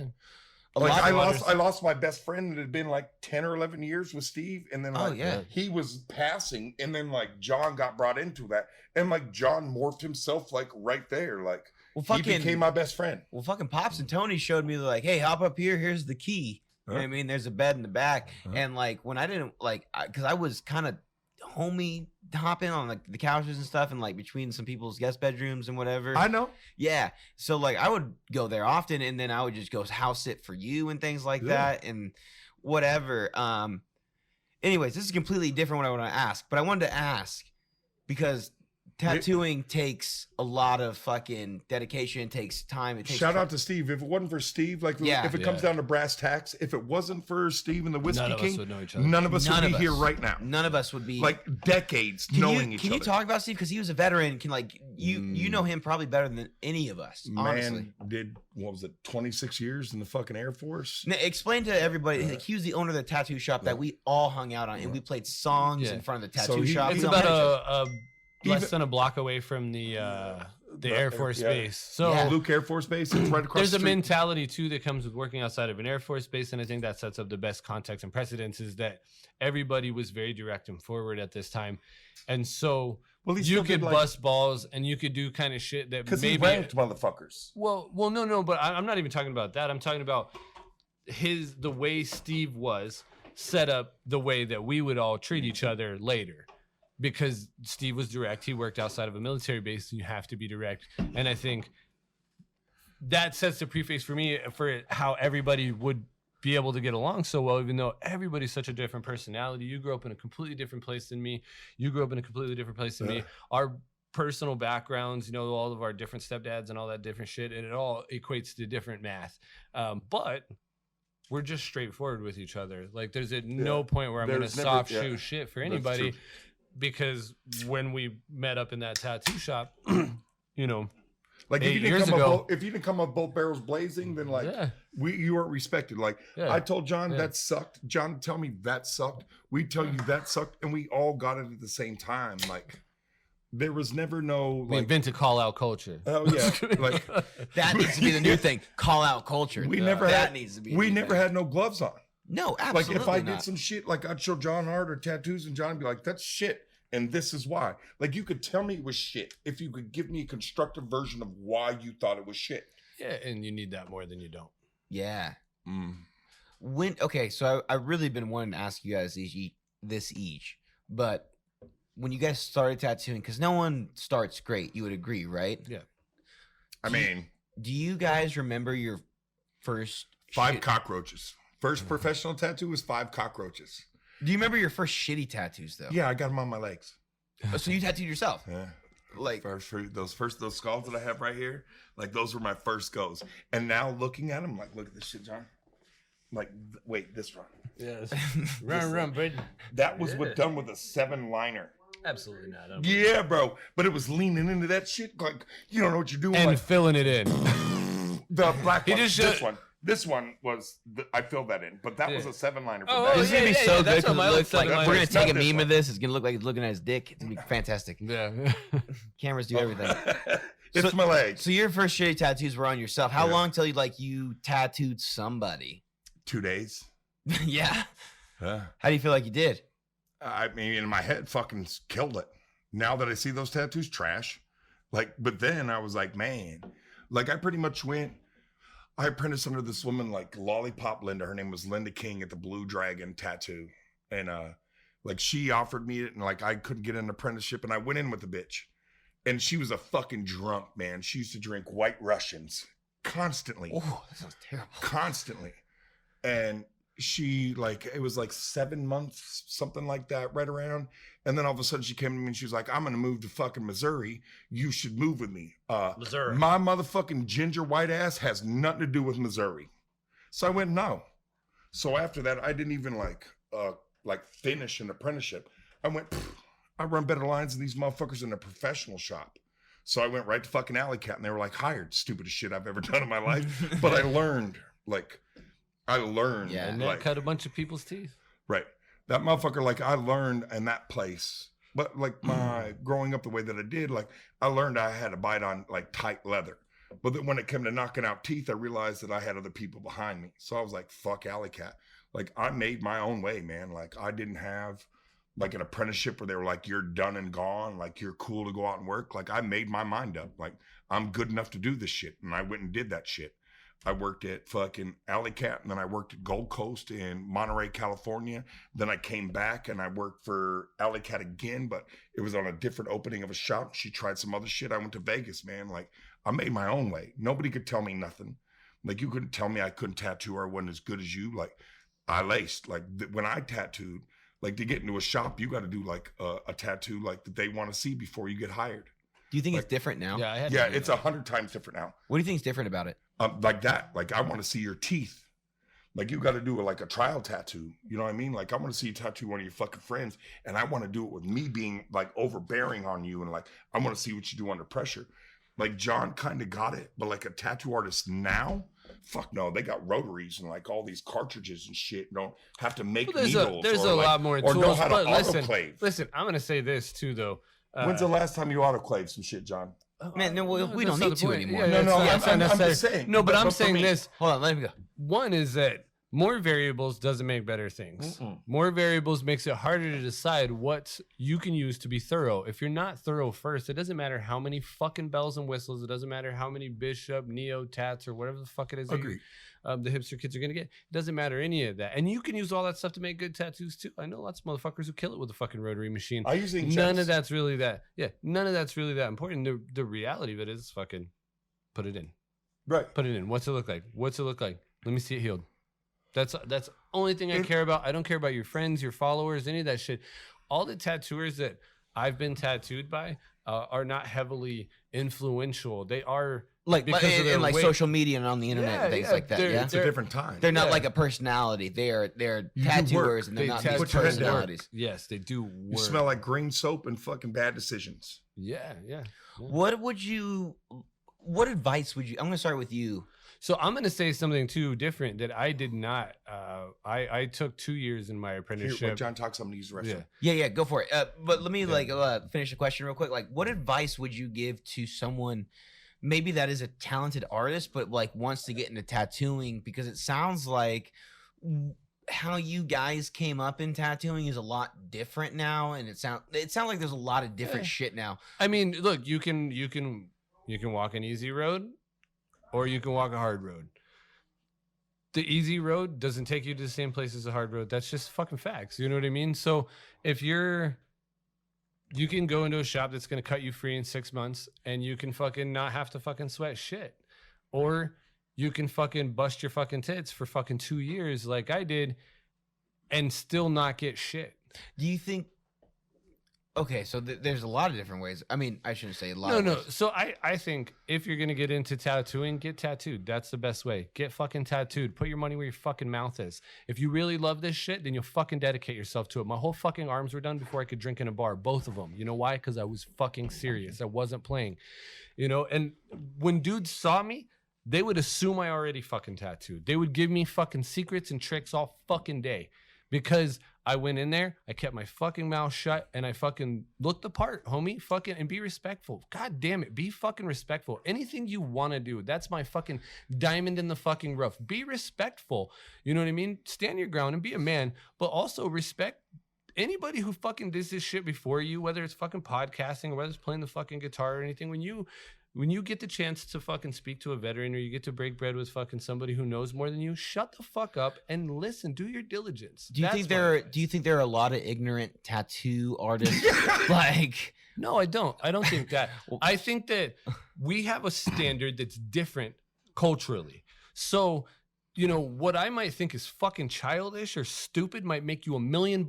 And who the fuck am I to tell you how to make just you like a fucking just like million? badass Fortnite tattoos or I something. get it. You Yeah. know what I mean? What, John? It's like, real. That's truth right there, John. Like, I can look at it and be like, fuck you, because I'm Yeah. an old school tattoo artist. But like, if that's your niche and you can make that dime off of that, then fucking run No. that game, fool. Like, And you know what? Why There's a would you time. not? There's a time for everybody. Everybody has a fucking moment in the sun and shit like that. When you're in the sun, don't forget. Don't forget you're in the sun. Don't fucking forget. Like, this is a finite time. Shade comes, friend. You know what I mean? So be respectful when you're there. And hopefully, whenever the fucking leaf turns over, if you're fucking a good person, they're going to take care of you. That community is going to take care of you, whether it's podcasting or fucking punk rock. I see fucking dudes playing shows who are 50 fucking years old, and I'll book them until they're fucking 80 and dead. You know why? Because those are my people, and they fucking put me onto shows. And the same thing with tattooing. I have my friends that I'll let tattoo me no matter how bad they get at fucking tattooing, because they put me on. And that's, you know what I mean? Like, I could go on about respect for fucking ever. Yeah. You know what I mean? Because I think it's so important. I think it's literally something that you can't buy, you can't sell, and you can't teach. truth. Do you think between the both of you guys, I mean, I don't want to say that you guys are stuck in your ways at all, because I don't think that's fair. But I think you guys both have a style of art that you love to do. I'm predominantly stuck in a mindset that I have of what you're going to allow or what you're not going to accept. Like, and I feel that a lot of things in society now, the way they're moving, if you don't keep like this is what I am, like this is who I am, and you stay diligent to it, then you get watered down. Oh, so you okay? So like right off what you're saying a little bit. So what I'm asking is, I guess, is like you guys both have styles of tattooing. You know, whatever you want to call it. I know Right. John loves to do traditional and things like I that. have a street style of tattooing, but like what John does, like he comes up with like even on old style of tattoos. Well, let me finish the question. Like, if I were to finish the question, do you? I'm trying to think about how to put this, but like I think I've seen a lot of tattoo. I mean, going off the internet, of course, but I think I've seen a lot of adaptation about like what's popular. But at the same time, like I see like goth chicks getting like traditional tattoos. I mean, it's so weird, but like, do you ever feel like you have to adapt to another style, or do you stick in your lane? I'm just really curious about that. I mean, John, I don't. John needs to speak on that more because I'm like, this is what the fuck I do, and if you don't like it, then I'm like, kick fucking So, rocks. I work John's at a- more adaptive than I am. I work at a very high volume. So I'm going to say that in a month, I generally see right around 50 to 60 people. So to say that they're all going to fucking get the style that I tattoo is fucking bonkers. It's fucking bonkers. Yeah. So no, I'm adaptive. And the reality is, like, if you can draw and you can tattoo, then just, it's fine. Marry him. Does that take a toll on like your creativity? I mean, like No. No. I think like sometimes you can do a lot of stuff that you're not as fucking gassed up. How You're not much do you fucking want to push revving. yourself? Yeah, and so that can fucking take, you know, the fucking air out of your wings. But the reality is, like, anytime I do something, like, as corny as this sounds, and I'm not a perfect tattooer and I don't front on any of that shit. But I try every time, regardless of whatever the fuck it is, I try and just land it as smooth as fucking possible. Right. Whatever it is, I try and pretend it's a practice for the next fucking really bad motherfucker I get to do. You know, and even when that tattoo doesn't come in and I don't get to do that banger, it's a fucking great setup. The other day, I was doing some floral stuff, and it was some black and gray florals, mandala designs and stuff, and it's very modern stuff, and it's not the historic tattooing that I'm used to, and it's not Polynesian tattooing, which I'm used to, and it's not creepy black and gray shit, which I'm used to. But what it is stuff I know how to do. And so I take all the things that I like about a creepy tattoo. Like, I like the high contrast. That's the real part of it that I like. So I applied that to it, and I give it real contrast, and so on and so forth. You can apply that to every single thing. And I used to do it. How I learned to do that is I played in bands I didn't like. And he learned how to do that with his aquamarine highlight that he used to do. He's obsessed with this. Every time I seen him for like a year, he's talked about aquamarine highlights. I did it in the Eagle the other day just to fucking rev him back up. Yeah, you didn't see the Eagle that I posted that guy's up. I did it just because I told him, I was like, I almost never. No, that was But you Brandon. you've got it down good now. No, Fuck yeah, you. I mean, yeah, you can use it. He You gets let mad your- because I use aquamarine with brown. That's Okay, hold Anyways. up. We're gonna get a tattoo This is gonna artist, get like- too wild. Yeah, it's gonna be control issue, like what he does, and like I know him, but he does it good now. Oh Jesus. Damn, I had a really awesome question I wanted to ask the both of you. It's You Sean's guys fault. Fucked me up. John's fault. Dude, it was about to be really cool. It was about to be a super dope question. But anyways, if you were to be starting as a tattoo artist now, how would you go about it? I'm gonna start with John because Am I a kid in this scenario, or am I fucking 40 years old? let's say you're not 40 years old. Okay. 40. Yeah. Let's say I'm 19 in this. Sure. Okay. Let's go with Say we're young. I was gonna Okay. say, Because I'm gonna be honest. If I'm fucking 40, No. and I'm starting. I'm not starting. do I'm something not else. starting. I watch a lot of people fucking ruin their lives trying to fucking be like, oh, we'll get my second something wind. else. No, you're not. Greet people at Walmart. It's over for you. Yeah. Oh, that was mean. I didn't really mean that. I'm sorry. Well, I'm I'm- really sorry. That's not It's what true. am I 42 or 43? My shop shut down. I'm just 'cause- actually 37, ladies. my just lady, shit, it just shit the babe. bed. But I would never Don't go forget back my and do birthday. anything else, man. Like my advice to anybody right now, don't. Unless you got that shit, don't. No, I don't Okay, think hold on, that's hold on, true. I hold don't on. think that. I'm gonna go way on the other So side hold on of that. before you start. So you're saying You keep doing that every time I go to talk. Just so you I know, Go but ahead. I really want you to start. This guy's just fucking my wild. bad, my bad. But he brings up a point of like, if you don't have the commitment, don't do it. But you say if you do have the commitment, what would you do? Yeah. Well, I say you don't know if you have the commitment. That's what I'm gonna say. You don't know if you have the commitment. You know how I you agree with know? that, John. Fucking do it. Fucking do it. Put your money where your fucking mouth is. And also, be Fuck leery around of and find fucking people who are lending out fucking advice all the time. Just in general. Fucking follow yourself. Do what you're supposed to do. You know what you're supposed to do. You know what I mean? And if you're supposed to be a fucking tattooer, then fucking hear nothing. Hear fucking nothing. Do it. You know what I mean? But in the same sense, like, if you're fucking faking it, you're gonna it's gonna be rough. There's a lot of people now. It's not like it used to be. There's a lot of saturation. There's a lot of people in here, and you can break your own fucking heart chasing bullshit. You know what I mean? And I mean that on just and in general. That's not about That's tattooing. real That's just life. real life. That's real life in music too. Yeah. If It's real life in anything, yeah, unless like, it's fast food. I would say like I'll say in forms of maybe art or entertainment. I don't know if that's like Well, I think Leave society. if you're gonna No, I'm just saying, Just- like any form of something that you're gonna like 40 have cal that- facelift. Have that idea of like leave society where you're not doing like a 9-to-5 job, where you're not working construction and like this or that, but we're like, I'm gonna make music or I'm gonna make art, and then like, yeah, I fucking lost what I was saying, so I'm gonna shut up right now. Go, John. pretty sick. At least John's drinking water. Yeah, I do drink water. But anyways, like It was you smart know, he drank water tonight. new kids starting in tattooing. Yeah, I think like find shit you like. You know what I mean? Like find people who like you too. That's important. It's important for people to not just talk shit and bust your balls. You Is know this what I like mean? is this any similar into like starting a band? Because like when you start a form of art, you kind of have to start a form of like community, right? Yeah. Like you have to find people that like your music. So Yeah, you have to find to- people that like your tattoos and things, right? Well, yeah, you got to. Well, one is like personalities are personalities, but like to go back into the music thing, like you said, it is like that because I played drums incredibly better than I've ever played the guitar in my whole life. You're an amazing drummer. Yeah, I've played studio drums on a fucking handful of things, and I've made probably just as much money playing the drums and never been in a fucking successful band or never even been in a band outside of some childhood shit. BCG was But pretty successful. because I was because I like heavy metal and I don't necessarily have any friends who like heavy metal, I never played drums. I never got it in a band and played drums for any amount of time. You know, me and my brother played and stuff like that when we were young, but I never got into any of that shit.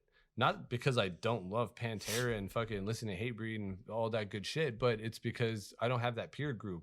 You know what I mean? Right. So it was important for me to find a peer group. It's more important than for you to be developing a style of anything. You know what I mean? Whether you're a fucking fabricator, look, you can weld fucking trucks, or you can fucking custom weld cars and fucking do prefabs and all. There's a fucking million ways to do all the exact same shit. So that's what I mean by it. Is like if you're gonna fucking be a fabricator, you're gonna be anything like that, make sure you're with your people. Find your tribe. You know what I mean? Because you can't grow and prosper without a good village. You know what I mean? It doesn't matter what you do. The reason that you are so comfortable and you're always doing great and you have the radiance that you have is because you have the right people and you understand having the right people.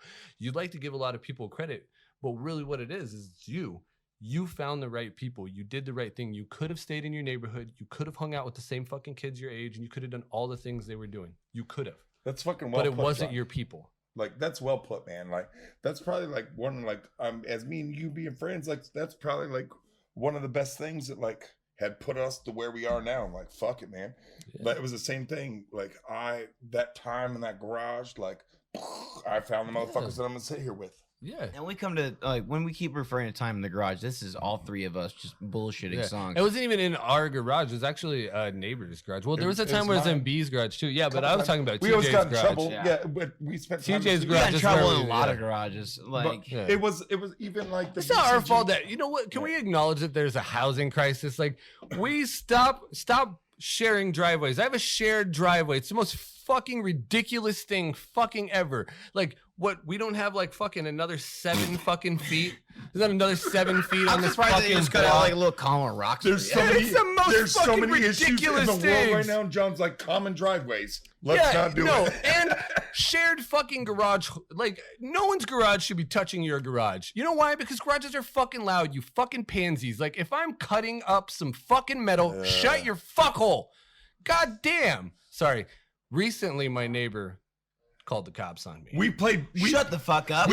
No, get this. I've played in my band my whole fucking life with those neighbors. Not my cool neighbors. Shout out Brandon again. No, the guy next to me.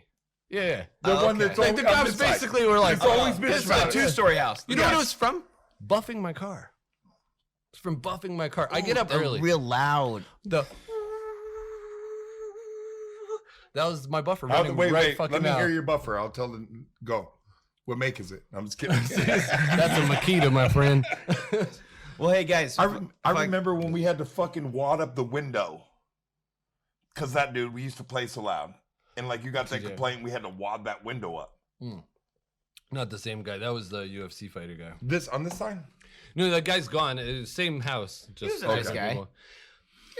nice, weird guy, nice guy. I'm not going to say much about him. He's a All right, UFC let's fighter. go with that. We're gonna leave it at that, brother. All right. We're done, right? Not yet. Yeah, Oh, hold on. okay. Like we're getting. I Close. thought I felt that vibe. Yeah. He was like, all right, No, guys. like we're gonna wrap things up a little bit. Johnny, what's next?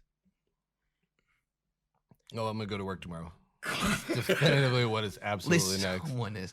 No, but I mean, it's just wild. You know, you are an amazing tattoo artist, and I think personally, you are an amazing writer. You taught me a lot about how to make more songs in depth, and you Feel taught bad me- I'm laying you down because I'm not writing anything. Really? Yeah, I'm not writing That's anything. so wild because you can freestyle anything on like the tip of a Yeah. hat. And I think you're an amazing writer. I mean, what does it take? Like, what do you think is going to happen next? The shows are coming back. You know, things are coming back. Thursday night Oh, practices. Man. That's not going to I happen. love that. I'm going to tell you, I got a lot of work to do. I'm surprised it's a Thursday night podcast right now. Yeah. No, I don't know. I love everybody that I play music with. Clayton and Danny Missler are seriously, they're like fucking They're awesome. super family. Amazing. They're the best fucking human beings. Love Their those guys. dad is like the kind of dad I want to fucking be whenever I get Rest in older. peace, Mike. You know what I mean? Yeah, fucking Big Mike. I Awesome. fucking love you. He gave me an Yeah. amp. Like, I can't Yeah. even describe how awesome those guys are. My amp blew up. You're a and great father. Yeah. Motherfucker.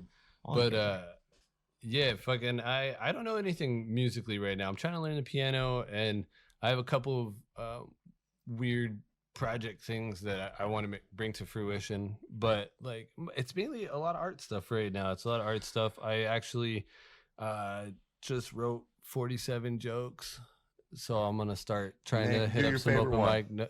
mic. No, they don't work in this context. You gotta. I you have to say that, definitely agree. I definitely agree. First of Yeah. all, you have to set things up. Yeah. Second of all, Oh, I it's know. just I'm me and fucking you. with John. Yeah. Straight Yeah. fuck So you're with trying to John. write some comedy? Yeah, I loved I just like I'm like they're crappy one-liners. Like it's not. Well, you were great on. Yeah. They're not crappy one-liners. You were great on. What was it? The radio reader, 99.3. I don't know the call to be honest, because it switched right when I. 96.9. So I listened to them for like Danny Cutler does the morning show now. I listened to Beef, who was running that. I listened to him for about a year. 93.9 and 93.6. Either It way, doesn't it was matter. hilarious. I love listening yeah. in the morning. You were, Yeah, you were well, great. he was really funny. So it's easy. Like you have a good personality, and it's easy to bounce off of somebody like you or somebody like him because you like. There's people who they don't say yes to anything. So meaning that like if you say something, they can't roll with it at all. They have to be like, well, I've got to explain in depth what my view and opinion on that is. And it's like, well, you're ruining the joke by doing that, but go ahead. That's not how he was. He could roll with the punches, and he understood when something was going to be funny before it was actually funny, before you understood it was going to be funny. People like that are hard to find. People who are open to it. And I always accredit to people who are in theater or bands. People who are in theater or bands understand stage banter is almost more important than whatever your best song is. Yes. If your stage banter sucks, you suck. But you can entertain a crowd with broken strings and fucking untuned drums. Done it many times. Yep. Yeah. Yeah. So Awesome. What? So B, I know you're taking a little break from tattooing right now. and, fucking like, dadding so hard, motherfuckers. Dude, dadding ridiculously hard right now. Do you have? I mean, I shouldn't. Should have brought your Jackson Pollock jersey. Having a plan is like having a plan is a stupid thing because you could never have plan with as many kids as you do. But like, is there something that you It sounds ridiculous. No, I love that he said that because it's accurate. If you You have cannot do it if with you as have many four- kids as you have. if you have 4 kids, you have to buy a bus. My you mom have to had invest 3, in and I public guarantee I transit. ruined all of her I'm plans. gonna get fat and trim roses. That's what I'm actually gonna pretty dope. I can put them on Instagram. do. Like I want to. What do you want to do? Let me ask you that. I want to do like slower songs. Like it sounds gay, but like I don't want to be in a band with John. Like I like playing with John when like John sings and does his songs. Like that's what I like. Like even when you come in, like I want to do more of that this year. So you want to have a little bit of part of music. We have fun. More about what we touched on. Like he slowed down a bunch with BCG and like everything else that he was doing because of what we're going through. And like he's saying I'm not writing anything, and I'm like, man, I remember used to getting like 2 or 3 songs a fucking week from John of like what he was writing. Like I want to go back to more of that. Like it influenced the way that I listen to music now. I'm like, I listen to Camp and all these dudes. It's like 1 or 2 dudes playing in the band. Yeah. And I'm like, I don't even listen to fucking punk rock anymore because I like this version of music. I think it's getting legs. I still want to paint. Like we just got to get doubling past that. Like, yeah. When you have some a child that's less than a year old, there's a lot that goes into like that. I want to play more music. I want to play like a slower version of music with John, like I always wanted to do. Like I always said it, like porch music, man. Like that's what I wanted to do with John. I didn't want to plug into nothing. Like I wanted to do that. Do you want to tattoo more? I mean, like once Dublin gets to a certain age, your youngest, very specific versions of tattooing.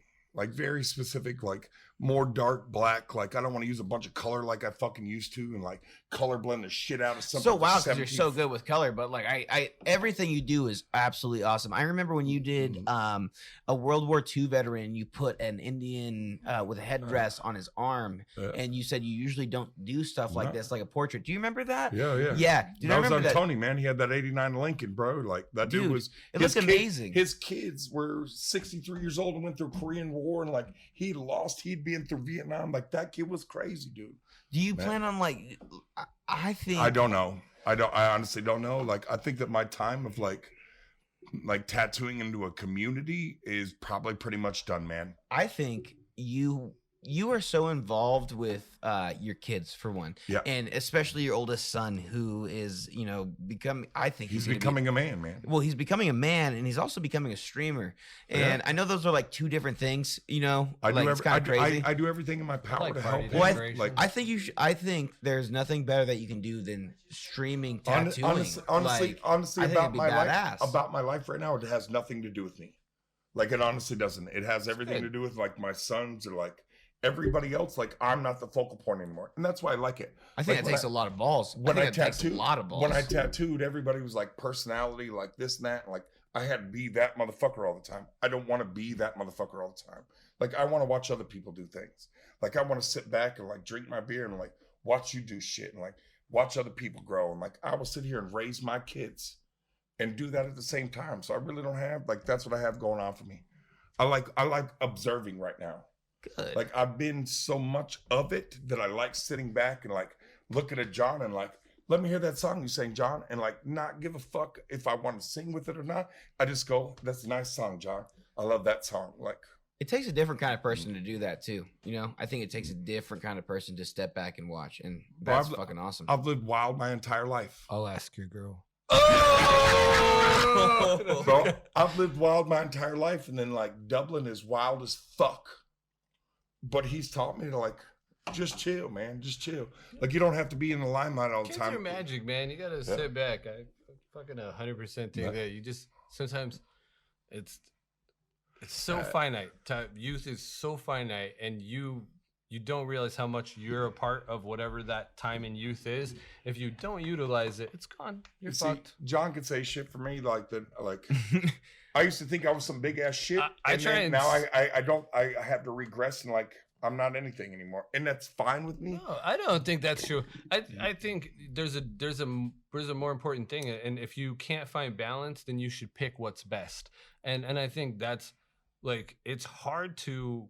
Fucking especially now because people get the fucking Jones. People want to compare themselves, and it's the death of joy. Every time you sit there and you fucking get on your little fucking face glowing fuck machine and you just, oh, I'm not this guy. It sucks. So don't do that. Don't fucking put yourself in the rat race. Don't fucking act like that. Just be present, be where you're supposed to be. You know, I spend a shit ton of time with my kids. I generally take my kids hiking 2 or 3 times a week because not because my kids love hiking. Yeah, they do. Honestly, John but nailed it it's right because there. I know what that means. What I'm going to do in my life from here on, I want to be more present. Yeah, Like John nailed that, motherfucker. well, I think it's pretty crazy, and both of you guys are in 2 separate phases of life right Not now. really. I feel like, well, no, Yeah, definitely. I would say- Your kids are a bit grown. You have a newborn. You know what I mean? Yeah, but the shoe's been on the other foot too. We switched. Life is transitional, and I don't think things are. People like to say, "Well, that phase of my life or this." No, you might be inspired by something. You may change your tune inadvertently, and it may all be just like riding a bike. And that part that you think is a phase is just a pause or whatever. I think being present and looking at all of the things that you do have. You're wildly privileged. Every single one of us motherfuckers who are breathing right now in this current day and age, we're all just wildly I privileged. got gold microphones. I feel it. Yeah, You know what I dude. mean, Yeah. like, Like Master P, fuck yourself. But it's a cool fucking time to exist. And if you fucking are as smart as, because we have like, it's crazy to say this, but like we have like self-acknowledgement. We can know when we're being shit. You know what I mean? Yeah. Whereas like I'm not sure a whole lot of fucking 70s dads or fucking moms knew like, yo, screaming motherfucker. Like I know if I scream motherfucker, like, oh, that's a bad one. Like But we still do get it. No, Yeah. no, I'm not saying you're not gonna do it. But to also like my parents never made an apology for anything. Fucking right. You know what I mean? Because like they're like, look, you're the kid and you don't know any different. Right. That's the way it is. And they were right. They were right. But in that same sense, like I think when you can explain to your kids and we have all this privilege of being able to be introspective and be like, oh yeah, that's kind of not the right way. And you know what? Maybe I'm going to fucking be here for you a little more than whoever was here for me. Or I'm going to try and sit down and understand things like I have no interest in really playing a video game, but that's my son's jam. So I bought all kinds of fucking video games. I spent like $500 on fucking video games. This is my privilege. It's my yes, fucking a yes it is. This is my privilege. Yep. I've worked my entire fucking ass off for right now what Yep. we're doing here. This is my privilege now. Yeah. I like that. I think that's a perfect way to end. I don't have Honestly. anything else to say. Like, Yeah, Johnny, you're still actively tattooing, Yeah. and you're still playing some music. Omi Gallery. Yeah, Check them so- out. Where do you any links you want to drop? Anything like that? I know you got a pretty badass Instagram. Yeah, you can check out all of my tattoos at Guantanamo Bay _ It starts with a J though. Guantanamo Bay starts with a We'll put it J. Yeah, up. yeah, It's in the people speak text. Spanish Yeah, in this we got town. it all in the links. Yeah. Yeah. It'll fuck you Um, up sometimes. Yeah. And yeah, I mean Do you want to push your shop that you're at? I know you're working at Yeah, Ohm Ink Gallery. yeah, I love Ohm. Shout out to Dwayne, Taja, Frank. fucking Big Frank, yeah, motherfucking Frank, Damien, young Damien, and Phoenix and everybody else who worked there. Rich, they're all super fucking stunners. I love them. They had a barbecue without me, but I was at a car show. So what's up? I'll forgive y'all. Yeah, that's all right. Car show for And a then, barbecue. Uncle- I don't have shit going on. Like, Well, Uncle B, I figured I would sorry. take this time right now because I know you're just taking the time to be a dad. yeah, I don't So have he shit wants to going on. race you No, with no. beers. He told me earlier that he wants to race you chugging beers while I commentate. Well, Let's we're see going this to happen. after this. After Bro, this. I'll whip your ass if you like. That's my like. See, Well, hold on. Steve, I need- it's the whip hold and on. pounding a beer. Hold on. Before we do this, because we are. No, gonna I already do this. wasted my fucking voice. It's Well- done now. What a pathetic musician. Anyway, I told you I wasn't music anymore.